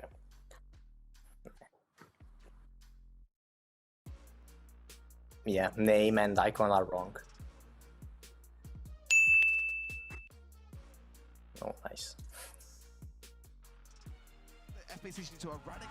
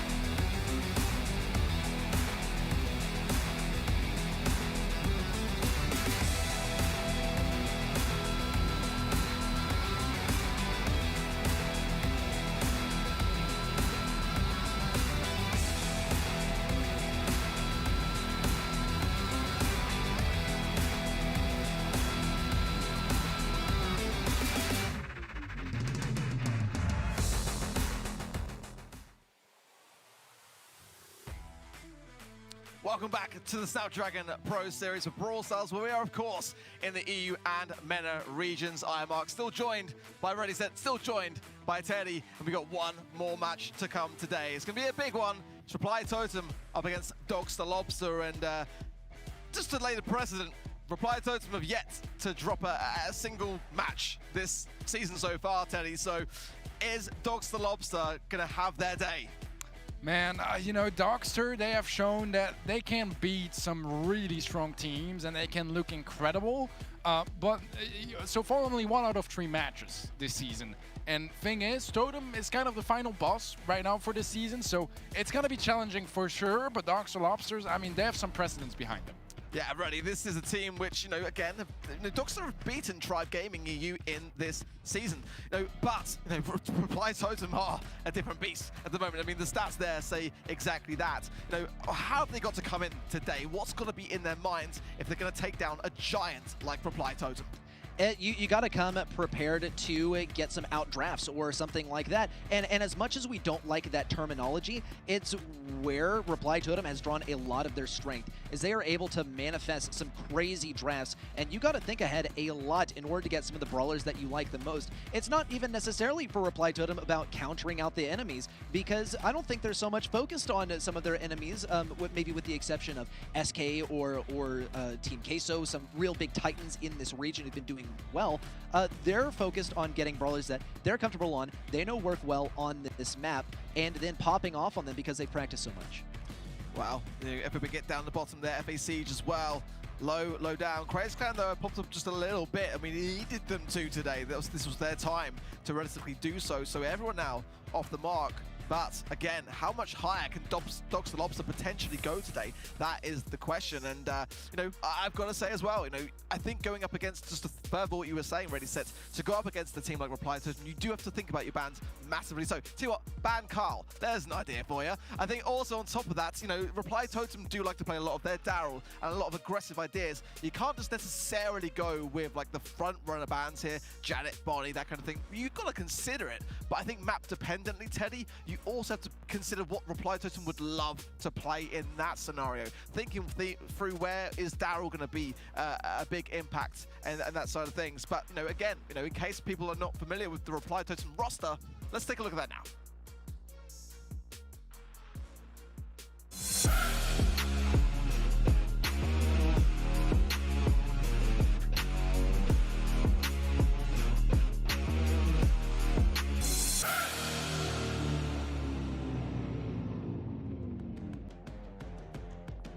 Reply Totem, of course, then. Enzo, the man, the brain behind the madness, you could say. Maori, Joker, and Maru, and what a unit we have seen this team become. And again, you know, when Joker came into the mix, all eyes were on him, and there was a noticeable, huge shift in how they were playing. But recently, it's just become the Reply Totem show as opposed to the Joker show. And I love that about this squad, as now just that settling in period has allowed everyone to shine recently. It's just not about any one person. It's about the whole team as a whole, Teddy. Yeah, it feels like Joker has just raised the morale of the entire team and elevated their level altogether, which is just great, you know, because at some point, if you're playing with the same teammates for too long, things will get stale and there will be, you know, tensions that builds up, especially if you don't necessarily communicate about problems or deal with criticism nicely enough. And it seems like this has just given them such a nice and positive attitude towards the game, which really translate in their matches. Yeah, absolutely so. I feel like, you know, at the moment, Reply Totem are realistically, you know, not putting their foot wrong in many places at all, and the team that they are facing, Dogster Lobster, are going to have to realistically really bring their all today. And let's check out the Dogster Lobster roster right now.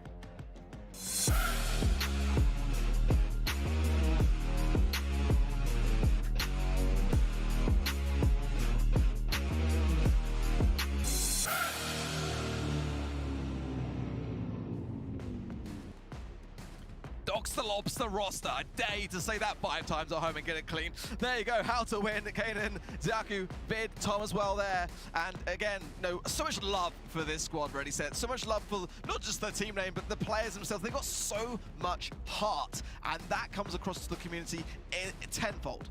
Dogster Lobsters have pulled off some crazy comebacks and some crazy upsets as well, and they're all well-deserved too. This team has been competing so hard to find their moment in the spotlight, and for all the right reasons as well, with some good takedowns and some very solid gameplay and pick and ban phases. Of course, once again, we gotta draw some of the attention to how to win in Kanan, seriously bringing the heat. Ziaku also doing a phenomenal job on some of the most meta brawlers, especially Byron, and Vid, one of the core players on this roster as well. Not to draw any attention away from Tom as well, who's been a key player in elevating this team to their glory.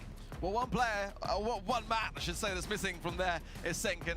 You know, he was wearing a Lobster cosplay the other day, supporting and cheering his team on. I thoroughly hope that he's doing the same again today, Teddy. It was such a sight to see. But this is what we get from a squad like Dogster Lobster, is that as you know, a team that are kind of the underdog in this equation, they don't have that same kind of responsibility to withhold results as other teams that are maybe with more established organizations. They don't necessarily have to live up to the plate, the expectations. They can just kind of go on a tear and make us be marveled and surprised. And I've got to say, the other day, watching them go through the stages of third-party events, the way that they did back-to-back wins all the way until the very end, they are in a very good headspace right now.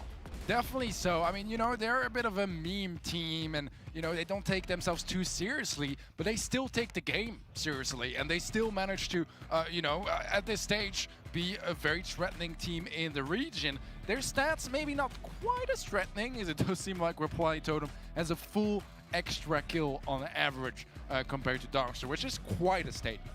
Yeah, I think that's, it stands out.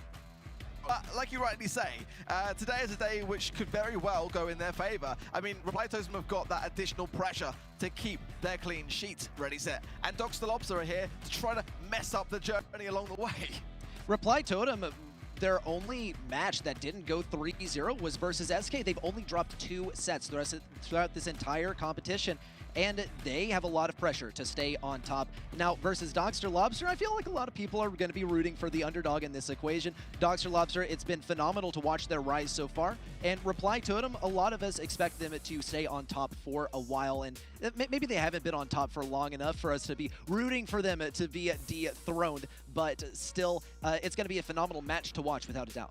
Yeah, exactly that. You know, I just think that Reply Totem are the team to beat in this region. And, you know, for Dogster Lobster to bring the upset today, which I think they can do, but it's going to have to be a pitch-perfect draft. Teddy flying in thick and fast. It's going to be hot zone for Split up first, and Reply Totem going in early with the Janet and the body bands, which I like. Ruffs as well is an underrated one here, but one that I really like. Dogster Lobster going in with the Sprout band, the Squeak band, and the Gale band, and getting that early pick of Rico. Yeah, Rico is definitely not a surprising pick on Split, right? Just the defensive capabilities, even the offensive can really work out, as the map just sets up very nicely for his bounces. I like the Gale band a lot. I think it's an important one to just get out of the mix, because whether it's the jump pads or the twisters, it's a nightmare to deal with, and so many times I've seen teams, even with tank counters, fail because of that jump pad and tanks. I already like the adjustment from Reply Totem as well. They haven't indicated anything of what they're going to be going for with their bans, which leaves Dogster Lobster kind of in the dark when it comes to their first pick. Now, Rico, not a bad first pick at all, but Stu and Surge are going to be pretty solid for making use of some of the long-range things as well. Now, Stu is going to be primarily used as a wall breaker as well, so he'll be using that breakthrough gadget, and we'll see what else is comboed with him as well, because the last pick is on the side of Reply Totem. I think it's a smart move from Dogster Lobster, honestly. I think Rico's a safe idea, but the response is strong. I mean, Surge, not necessarily as strong on Split as he once was prior to the nerf, but Eve coming in from Dogster Lobster is a bit of a head scratcher. I mean, sure, you know, gadget over the wall, not a bad idea at all. The hatchlings can have a little bit of lane pressure, but there's certainly, you know, no water that you can really thrive off the back of that. I mean, and Penny, I mean, Teddy, what are your thoughts?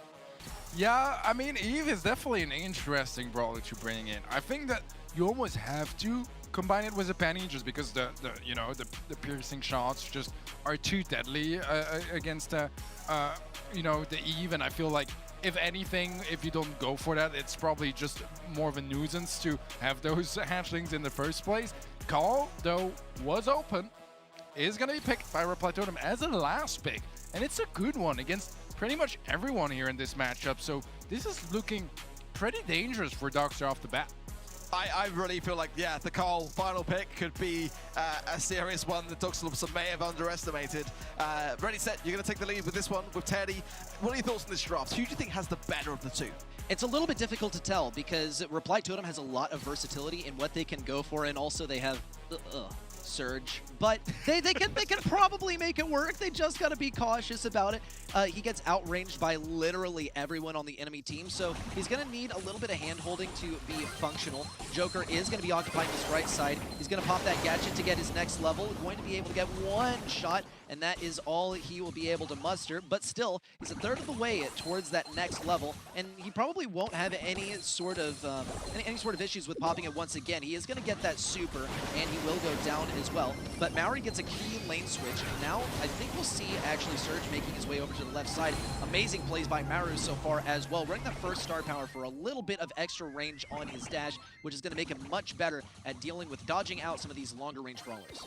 Yeah, it can be challenging to get that penny turret going, and the fact that it got deleted so quickly is going to be massive for Totem. So far, not too many signs of life from Dogster Lobster. Honestly, a very dominant first game as we have a nearly 60% lead, which is not something you say every day on Split, especially since typically, or at least more traditionally, you'll be able to capture your home zone quite easily or have a big advantage in that defensive matchup. And right now, I mean, Reply Totem just dealing with Dogster with ease, and I think that that draft is just a little bit of an overall mistake from Dogster, and the Eve pick just not really being too impactful. It didn't prove to be too useful for them, unfortunately. Reply Totem, though, mind you, have been very inventive with the comp that they went for, as well as how they are playing these brawlers. We see Maru actually not only using that first star power, but also breaking open some of the walls just when they start to get in his way, not necessarily trying to open up this map in a way that benefits some of the other brawlers as well. That's typically how we see Split be played. It's either leave that big thing of obstacles alone, the one thing that makes this map called Split, let it be, or completely destroy it. And Maru is just going to be selectively getting rid of some things that are going to be more of issues for him when he's facing how to win. That said, we will see some hatchlings come in. Joker and Maru are forced to deal with them, which is going to allow pretty much a free push in from Kanan too. On the left side though, Maru has been doing a good job of holding things down, but we do see a much more defensive turret placed already, and Maru is going to be solo on this left lane. Yeah, Maru struggling a little bit in that 1 versus 2. Actually, is going to get the kill and survives for quite a while. How to Win going to place down a barrel, not going to tank too much. This is definitely much better from Dogster Lobster, but they did lose control of the left-hand side, and they weren't quite done capturing. Over there, Murray going to switch over to the Eve lane, which is a logical decision, but a jump back is going to keep Kanan safe. It is very close, though, as it's only a couple percentages in it. And we will see Kanan also get a kill on the right side. It just doesn't seem like Reply Totem is too phased by the placement of the penny turret, and they're largely going to ignore it, willingly taking some damage, but it doesn't affect them too much. A jump in from Joker and a confirmed kill. 83% so far for Reply Totem, so they have to defend this right side and disallow any sort of capture by Dogster Lobster. Now, lucky for them, this is the easier side to defend, but with Kanan jumping in, Houndwin close behind, Maori also not getting any value off of that super as he has to use it to escape. This is going to be a Dogster Lobster victory and will be tied up in set number 1. What a turnaround here, honestly, from Dogster Lobster. After such a dominant first game from Reply Totem, being able to take this second game home is quite a strong statement. They'll have to do it again, though, if they want to take this set. And that's the thing, you know, for Dogster in this matchup against Reply Totem. I feel like they almost have to open things up with a set going their way. Otherwise, you know, you don't really want to be a set behind against a team like Reply Totem because you know they're not going to be giving you too many opportunities to take those sets.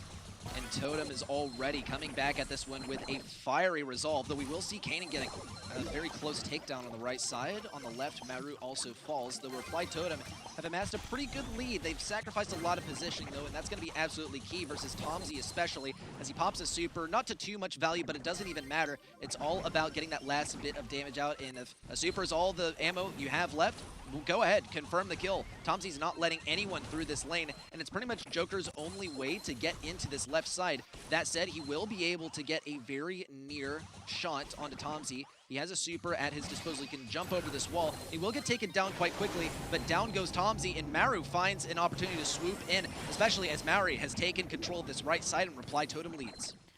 Yeah, this is not looking half bad for Reply Totem. Dogster definitely still winnable on their side as well, especially if those beams keep connecting, and Tom just barely gets the kill onto Mari.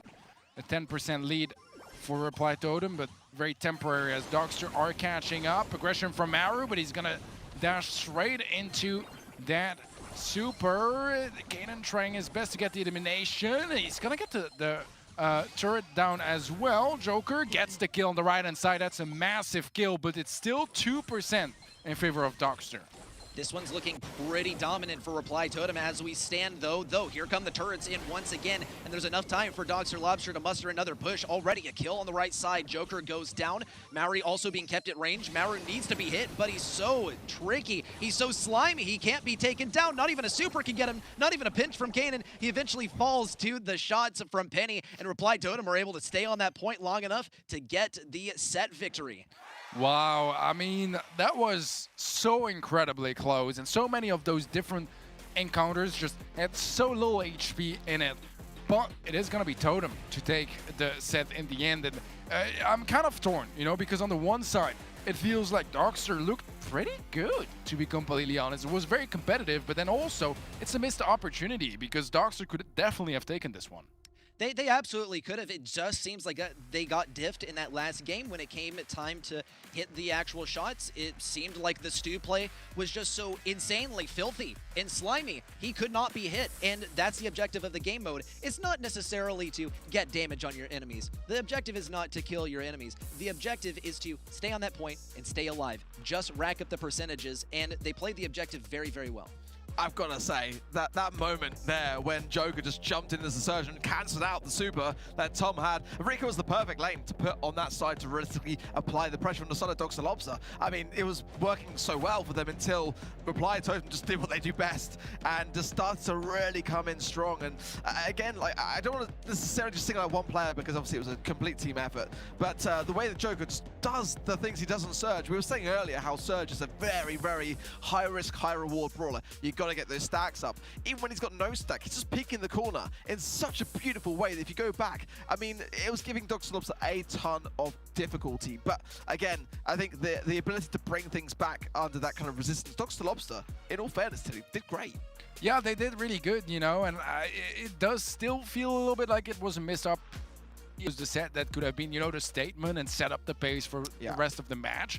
But, I mean, they showed the signs of life that I would expect from a team that has the potential of beating Reply Totem. Now they do have to commit and be able to, you know, close out a set. Because the first game, Ready Set, was genuinely, it looked much more of the stronger inside of Reply Totem. They looked like they were very, very comfortable. The numbers all said the same thing. So I think that it's a commendable thing to see that kind of comeback from Dogster Lobster, but they do need to kind of get a set here in Layer Cake and Bounty. And they're banning out the Bonnie, they're banning out the Squeak as well as the Piper. Now, that first pick again coming in from Reply Totem is that of the Carl. Similar kind of bans, banning out the Squeak, banning out Gene as well for that mid and banning out Ruffs. But we are seeing this time and time again, Ready Set. The team that tends to pick Carl first tends to bring home the win. Did I mention that he has a 90% win rate in the month of finals this weekend? At some point, you gotta wonder, like, what? There's almost not a map that he can't be played either, because it's not about Carl being good at playing the objective. It's about him countering out enemy brawlers and being able to pick up those kills when he completely diffs the enemy. Now, versus Rico, he can make it happen. He's gonna get outranged around some of the corners, possibly. We'll see how Reply Totem play around him, but you can also see some of the brawlers that they banned out as well. Ones that get rid of the walls. Also, Gene is fantastic versus Carl because he has Lamp Blowout and he can stun him out of his super in close range. Also, a lot of those shots from Carl are going to just go out into nothingness and not get very good DPS if you're a Carl out in the open. Though it is Layer Cake, there's a good chance that you'll be backed into the corners at most of the points in the match. Also, Reply Totem picking up Janet and Max. And we've seen Max Carl at war, Teddy, and it is quite gruesome. Yeah, I'm still very curious about this Rico pick because Rico and Layer Cake is not unheard of per se, but it's still don't see show up that often on this map.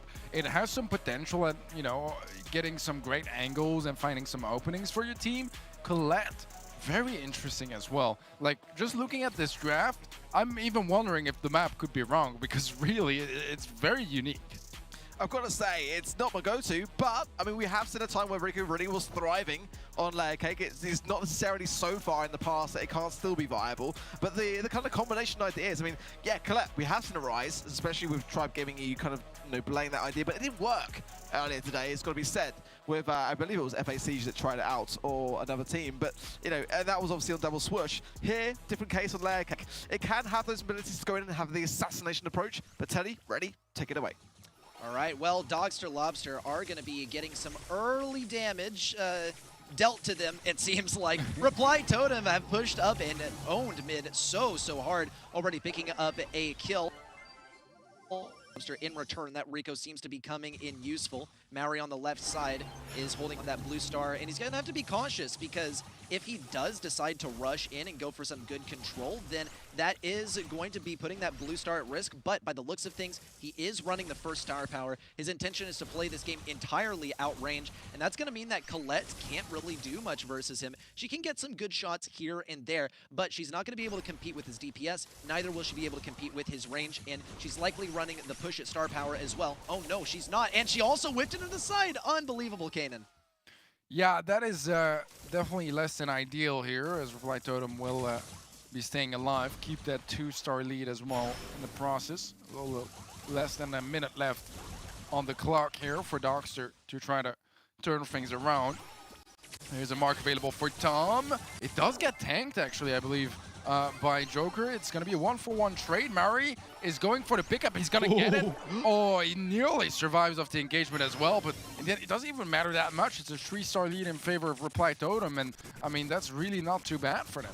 It's not the worst, but they don't have that blue star, and we see it 12 stars on the side of Dogster Lobster. It doesn't appear on the surface that this game is going to be won by the blue star, but it very well could. If Dogster Lobster get a good push in towards the end and there are kills on both sides, that blue star might change hands. It might stay on Dogster Lobster and be the game-winning factor. Kanan is going to be holding on to it. He's going to have to play pretty cautiously. Maru is going to fly away from his super as soon as he sees it. Just a few seconds left. How to win tries to make it happen. Will we see the final? Nope, no super there from Kanan either. He tried to thread the needle around the corner, and unfortunately it did not make it. That is going to be another Reply Totem victory. Yeah, you know, it's one of those situations where the star difference was fairly close, but at the same time, Reply Totem had the lead for the entirety of the game, and it felt like Dogster constantly had to fight to try to take it over, just never really able to make it happen and be on the defensive side. So if they can maybe turn things around a little bit earlier on and play more defensive, which I feel like with a Colette and a Bell, it's kind of what you want to do in the first place, they might stand some better chances. Let's find out, though, as we get a gadget placed down by Maru, try to keep some players away, create a little bit of space for Reply Totem. Kanan straight up going to go for the lane switch, and it did seem like How to Win was doing okay, but Maori was still doing a phenomenal job. Kanan now going to try and get some good value with that super. He will be able to get some shield here as well. Tom Z staying on the back lines and picking up some damage as well, but Kanan finishes off that kill, and now he gets to hang on to the lead on the left side. Joker is going to try and disrupt things, though, and push things up mid. Maori does have a super. Kanan is totally pinched, and that is what the overextension is going to do for him. Unbelievable. Wait, no, never mind. He almost managed to get a kill with the gadget, but Maori is able to help finish things off. He does get taken down himself, but at the end of this battle, Reply Totem is in the lead, if not only by 1 star and 50 seconds on the clock. Yeah, Dogster, they need a big kill here. That would be so impactful and finally get them on the defensive side. They do still have a fair bit of time to make some magic happen. Tom has a mark as well, so if anyone gets over aggressive, they will be getting punished. But the mark is going to be completely shot blind, and the bush will be missed as well by Tom. Maori trying to scout with his pickaxe. Right now, Joker is low. That could be the opportunity, as right now, Reply Totem, they don't have the most HP all around. Dogster, they do need to start committing for that push. Maru survives with 200 HP, and somehow, yeah, he will get cleared out. The trade. Oh, How to Win is going to live, and that is absolutely massive because surely Dogster are going to be taking this game. Here comes the speed in, but it's simply not enough. It's too much distance to cover and not enough time. Very well played there by Dogster Lobster. Very safe as well. I think we got to see how to win seriously shine through on his Rico skills. It didn't seem to matter really what lane he was on either. He did a phenomenal job of staying in a safe position and picking up kills one by one over the course of that game. And as long as you don't forfeit them to the other side, you're going to be playing pretty well. That is just another round going the way of Dogster Lobster, though, and it's a set point. Yeah, this is a big opportunity, I think, for Reply Totem to just completely shut down the morale of Dogster. Because if they win this next game here, that will be 2 sets in a row that go 2-1 that are incredibly close, and where Dogster just can't quite close out those sets. And that is really hard to recover from. So far, it does seem like Reply Totem will be getting the blue star once again. They are going to be the more aggressive team as well, as they have quite a bit of map control. Kanan holding things pretty well on the right side, not getting tapped too much by Maori just yet. First shot coming in, Joker looking for a pinch.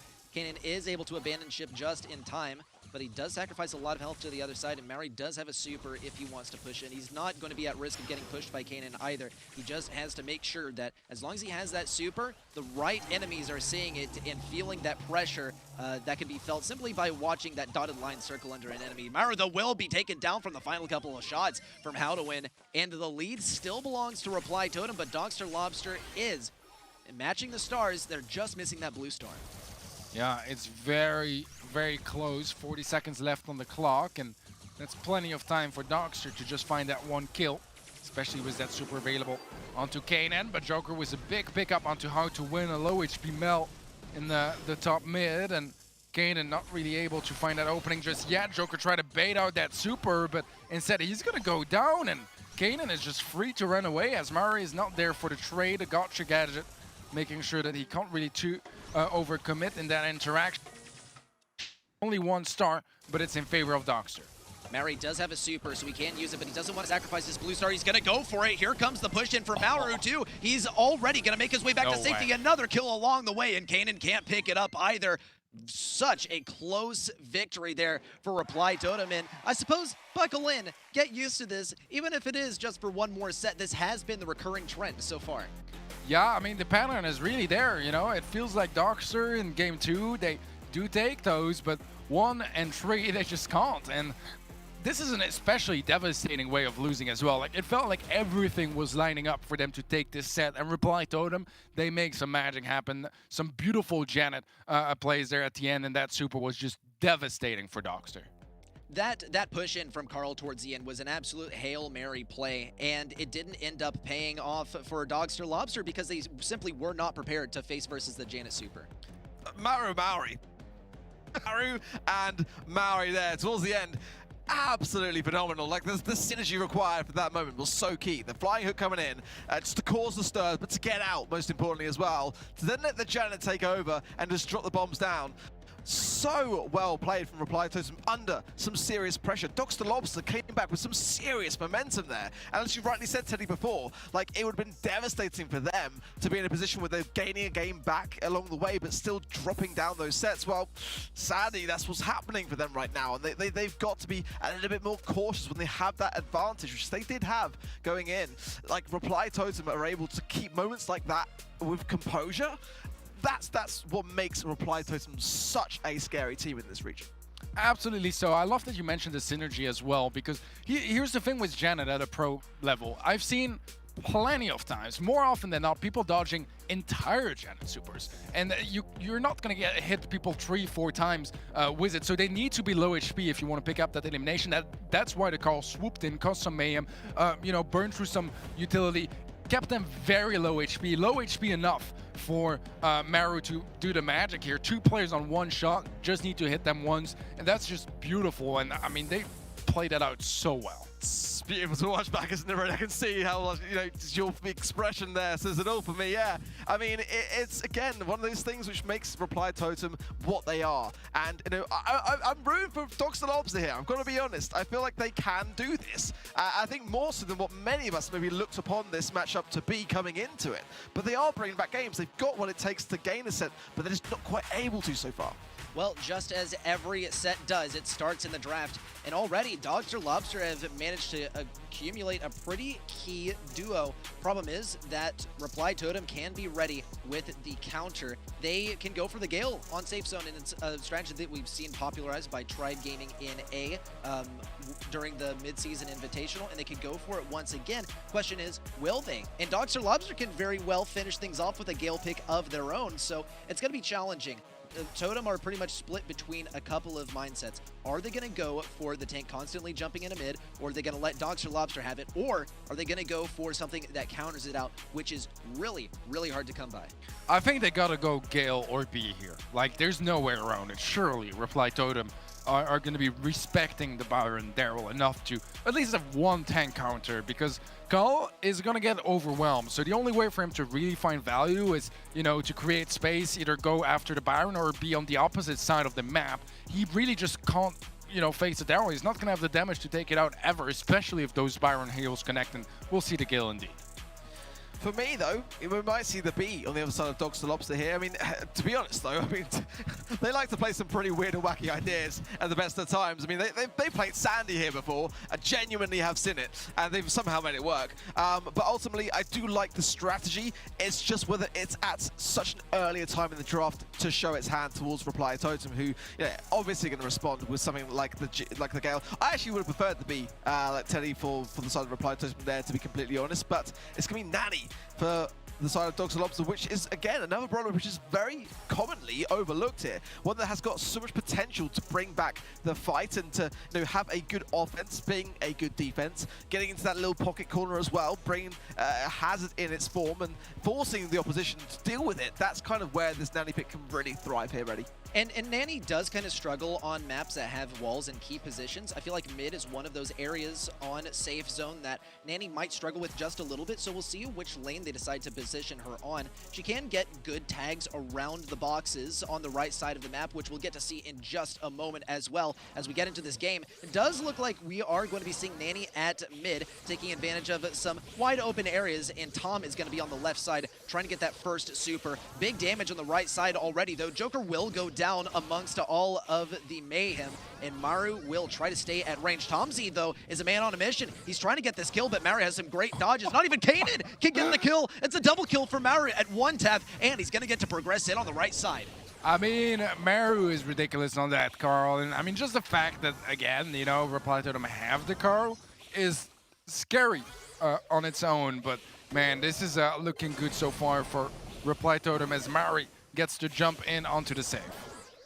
And Kanan is already going to get some good damage on that save too. How to win getting focused down, but he refuses to fall. He's even going to pop that gadget to try and charge a super up once again. That's two supers from Joker expended on Daryl, and Kanan has been farming up the damage. But on the enemy save, Reply Totem's been doing a serious number. Maori refuses to leave. He's getting great dodges despite his low speed. And here comes the defense from Totem as well. Now the threat has been neutralized, but Dogster Lobster is starting to shape up a pinch on the right side. And Maori even supers away as How to Win expends a super. And will we see the pinch actually profit? Well, they will be able to get the kill, but it leaves things open for Maori and Joker to start hammering away on their safe once again. And Maori seems to be flying under the radar here, picking up a kill on How to Win. How does this happen? Wow, and the fact that he gets even an extra shot onto the safe, I mean, this is a dangerous position for Dogster Lobster because match point is what is on the line here. The peep is going to be tanked easily by Maori. I mean, that's a nice thing with Bonnie, right? You have so much HP, and tanking a peep, even at max damage, is not that threatening all around. Right now, they need a bit of a miracle on the side of Dogster Lobster, and I feel like that Daryl roll in is not the miracle because he gets cleared out quite easily. Kanan should be next in line, and this is looking, yeah, like a match point coming up for Reply Totem, and a strong one as well. Daryl, the false prophet, we almost got to see some value from him, but the Gale gameplay was simply too strong. Very, very well defended there for Reply Totem. There were some points where we saw Nanny sneak into the back lines, but it was very calculated by Reply Totem to constantly have someone on offense, constantly have someone hammering away at that safe, because the damage from Nanny at the end of the day, if you're in that corner, it's just going to be chip damage, and it's just going to be a little. Some full-fledged shots from Maori are going to be dealing a number on that safe. And can we talk about about how Maori played in the last game as well. He jumped onto the safe and was able to dodge out all kinds of damage in close range, picking up a kill, getting some extra shots on the safe. And Tomsy on the right side can't seem to shut down Maru either. He's so different. Apparently, when Maru plays Carl, the Daryl super gets countered by a Carl super. I'm not sure how that works, but somehow it does. Kanan is probably going to go for the TP, and it's a wise move.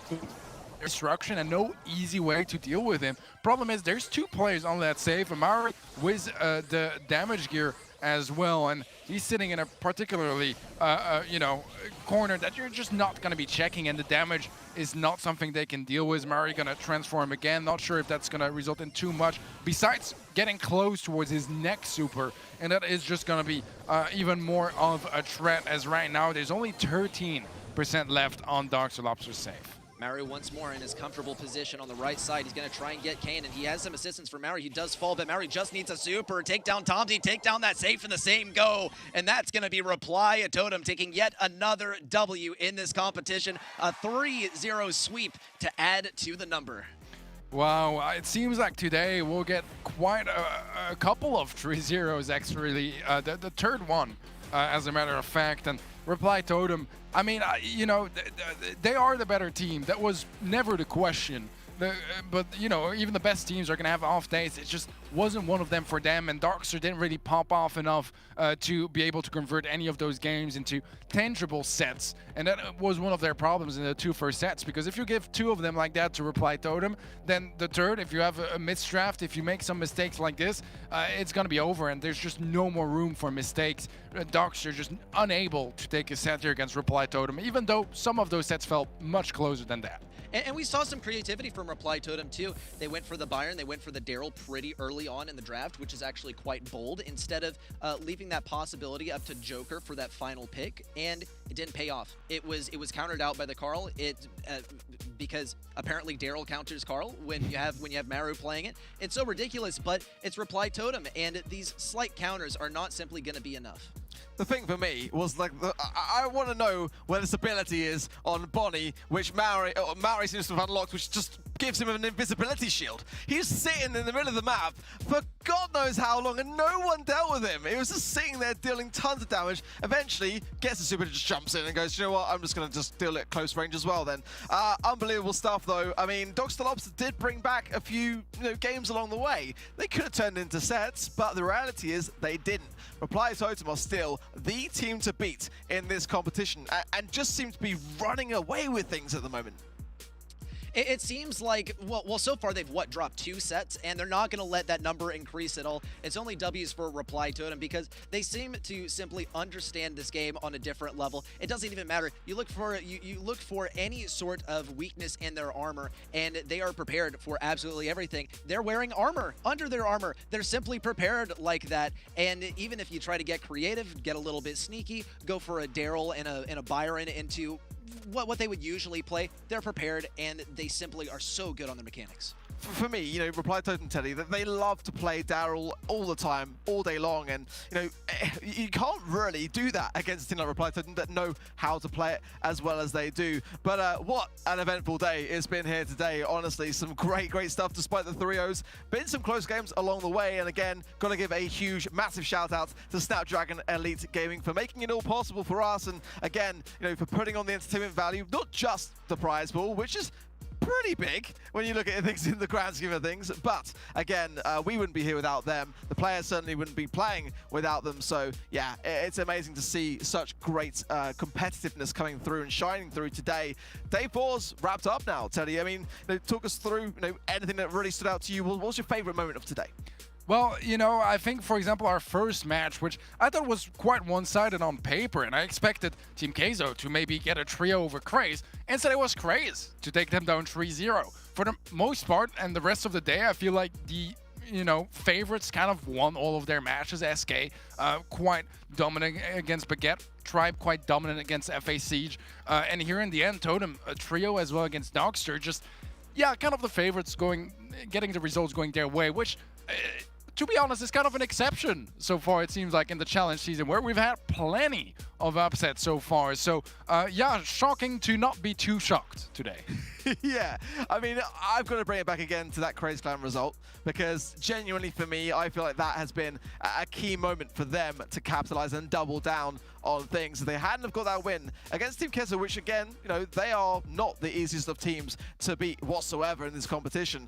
What an important thing it was for them. Let's see how it shaped up the leaderboards, and yeah, that's pushed Craze Clan actually into 5th, which when you consider things, that's a big result for them today at just the right time. Reply Totem straight out in front already, so look at that. Big 4-0 for them. The bottom half of the leaderboard is looking very, very even now. Craze Clan, as you said, advancing to 5th place, but the top 4 still looking as competitive as ever, with the exception of number 1, Reply Totem, simply owning this entire leaderboard. 4 wins, no losses so far. Only positive elixir trades and a 12-2 record on the sets. Simply such a difficult team to beat, and at times it's plain to see. At other times it feels like they have a new ability to go invisible versus the enemy as well. We'll discover maybe over time what it is exactly that sets this team apart, but don't get your hopes up.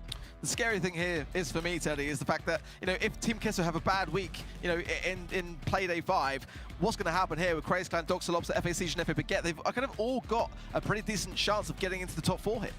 Yeah, definitely so. And, you know, for looking at the leaderboards, it seems like it might be likely that the end of the season is going to be all for that 4th spot, because Reply Totem, Tribe, SK, they're all in at least a very decent position. But Team Queso and lower, it's starting to look a little scary, because one loss could pretty much get them out, and eventually, I mean, they're going to be facing each other, and we're going to have to be saying goodbyes to some teams in the next couple of playdays. Yeah, it's kind of like Tribe Gaming and SK Gaming have got like a bit of a cushioning in that respect. They can afford pretty much 2 playdays to go out of turn, but others, yeah, they really have got to continue to just keep the wins rolling in, and that is not going to be an easy thing to do at all. Ready, set, again, this competition now is at a crucial stage. You only got 3 match days left, and for the teams that are on the bottom right now, they're all sitting at 1-3 records, so there's not a whole lot of room for error. You're competing against everyone for that number 5 spot, and we'll see how it develops in the next 3 days, but once more, there's not a lot of room for error, and I really hope that none of those teams are going to be facing SK or Reply Totem. Yeah, exactly. Yeah, no pressure, guys, coming into the end of things, but yeah, that is wrapped up now for Playday 4, but Playday 5 still to come next week on Tuesday, same time, so make sure that you pop that one in your calendars. Got to give as well a huge thank you, not just to Snapdragon Elite Gaming, but also to everyone behind the scenes here working tirelessly in production. From myself, from Ready Sets, from Teddy, it's goodbye for now.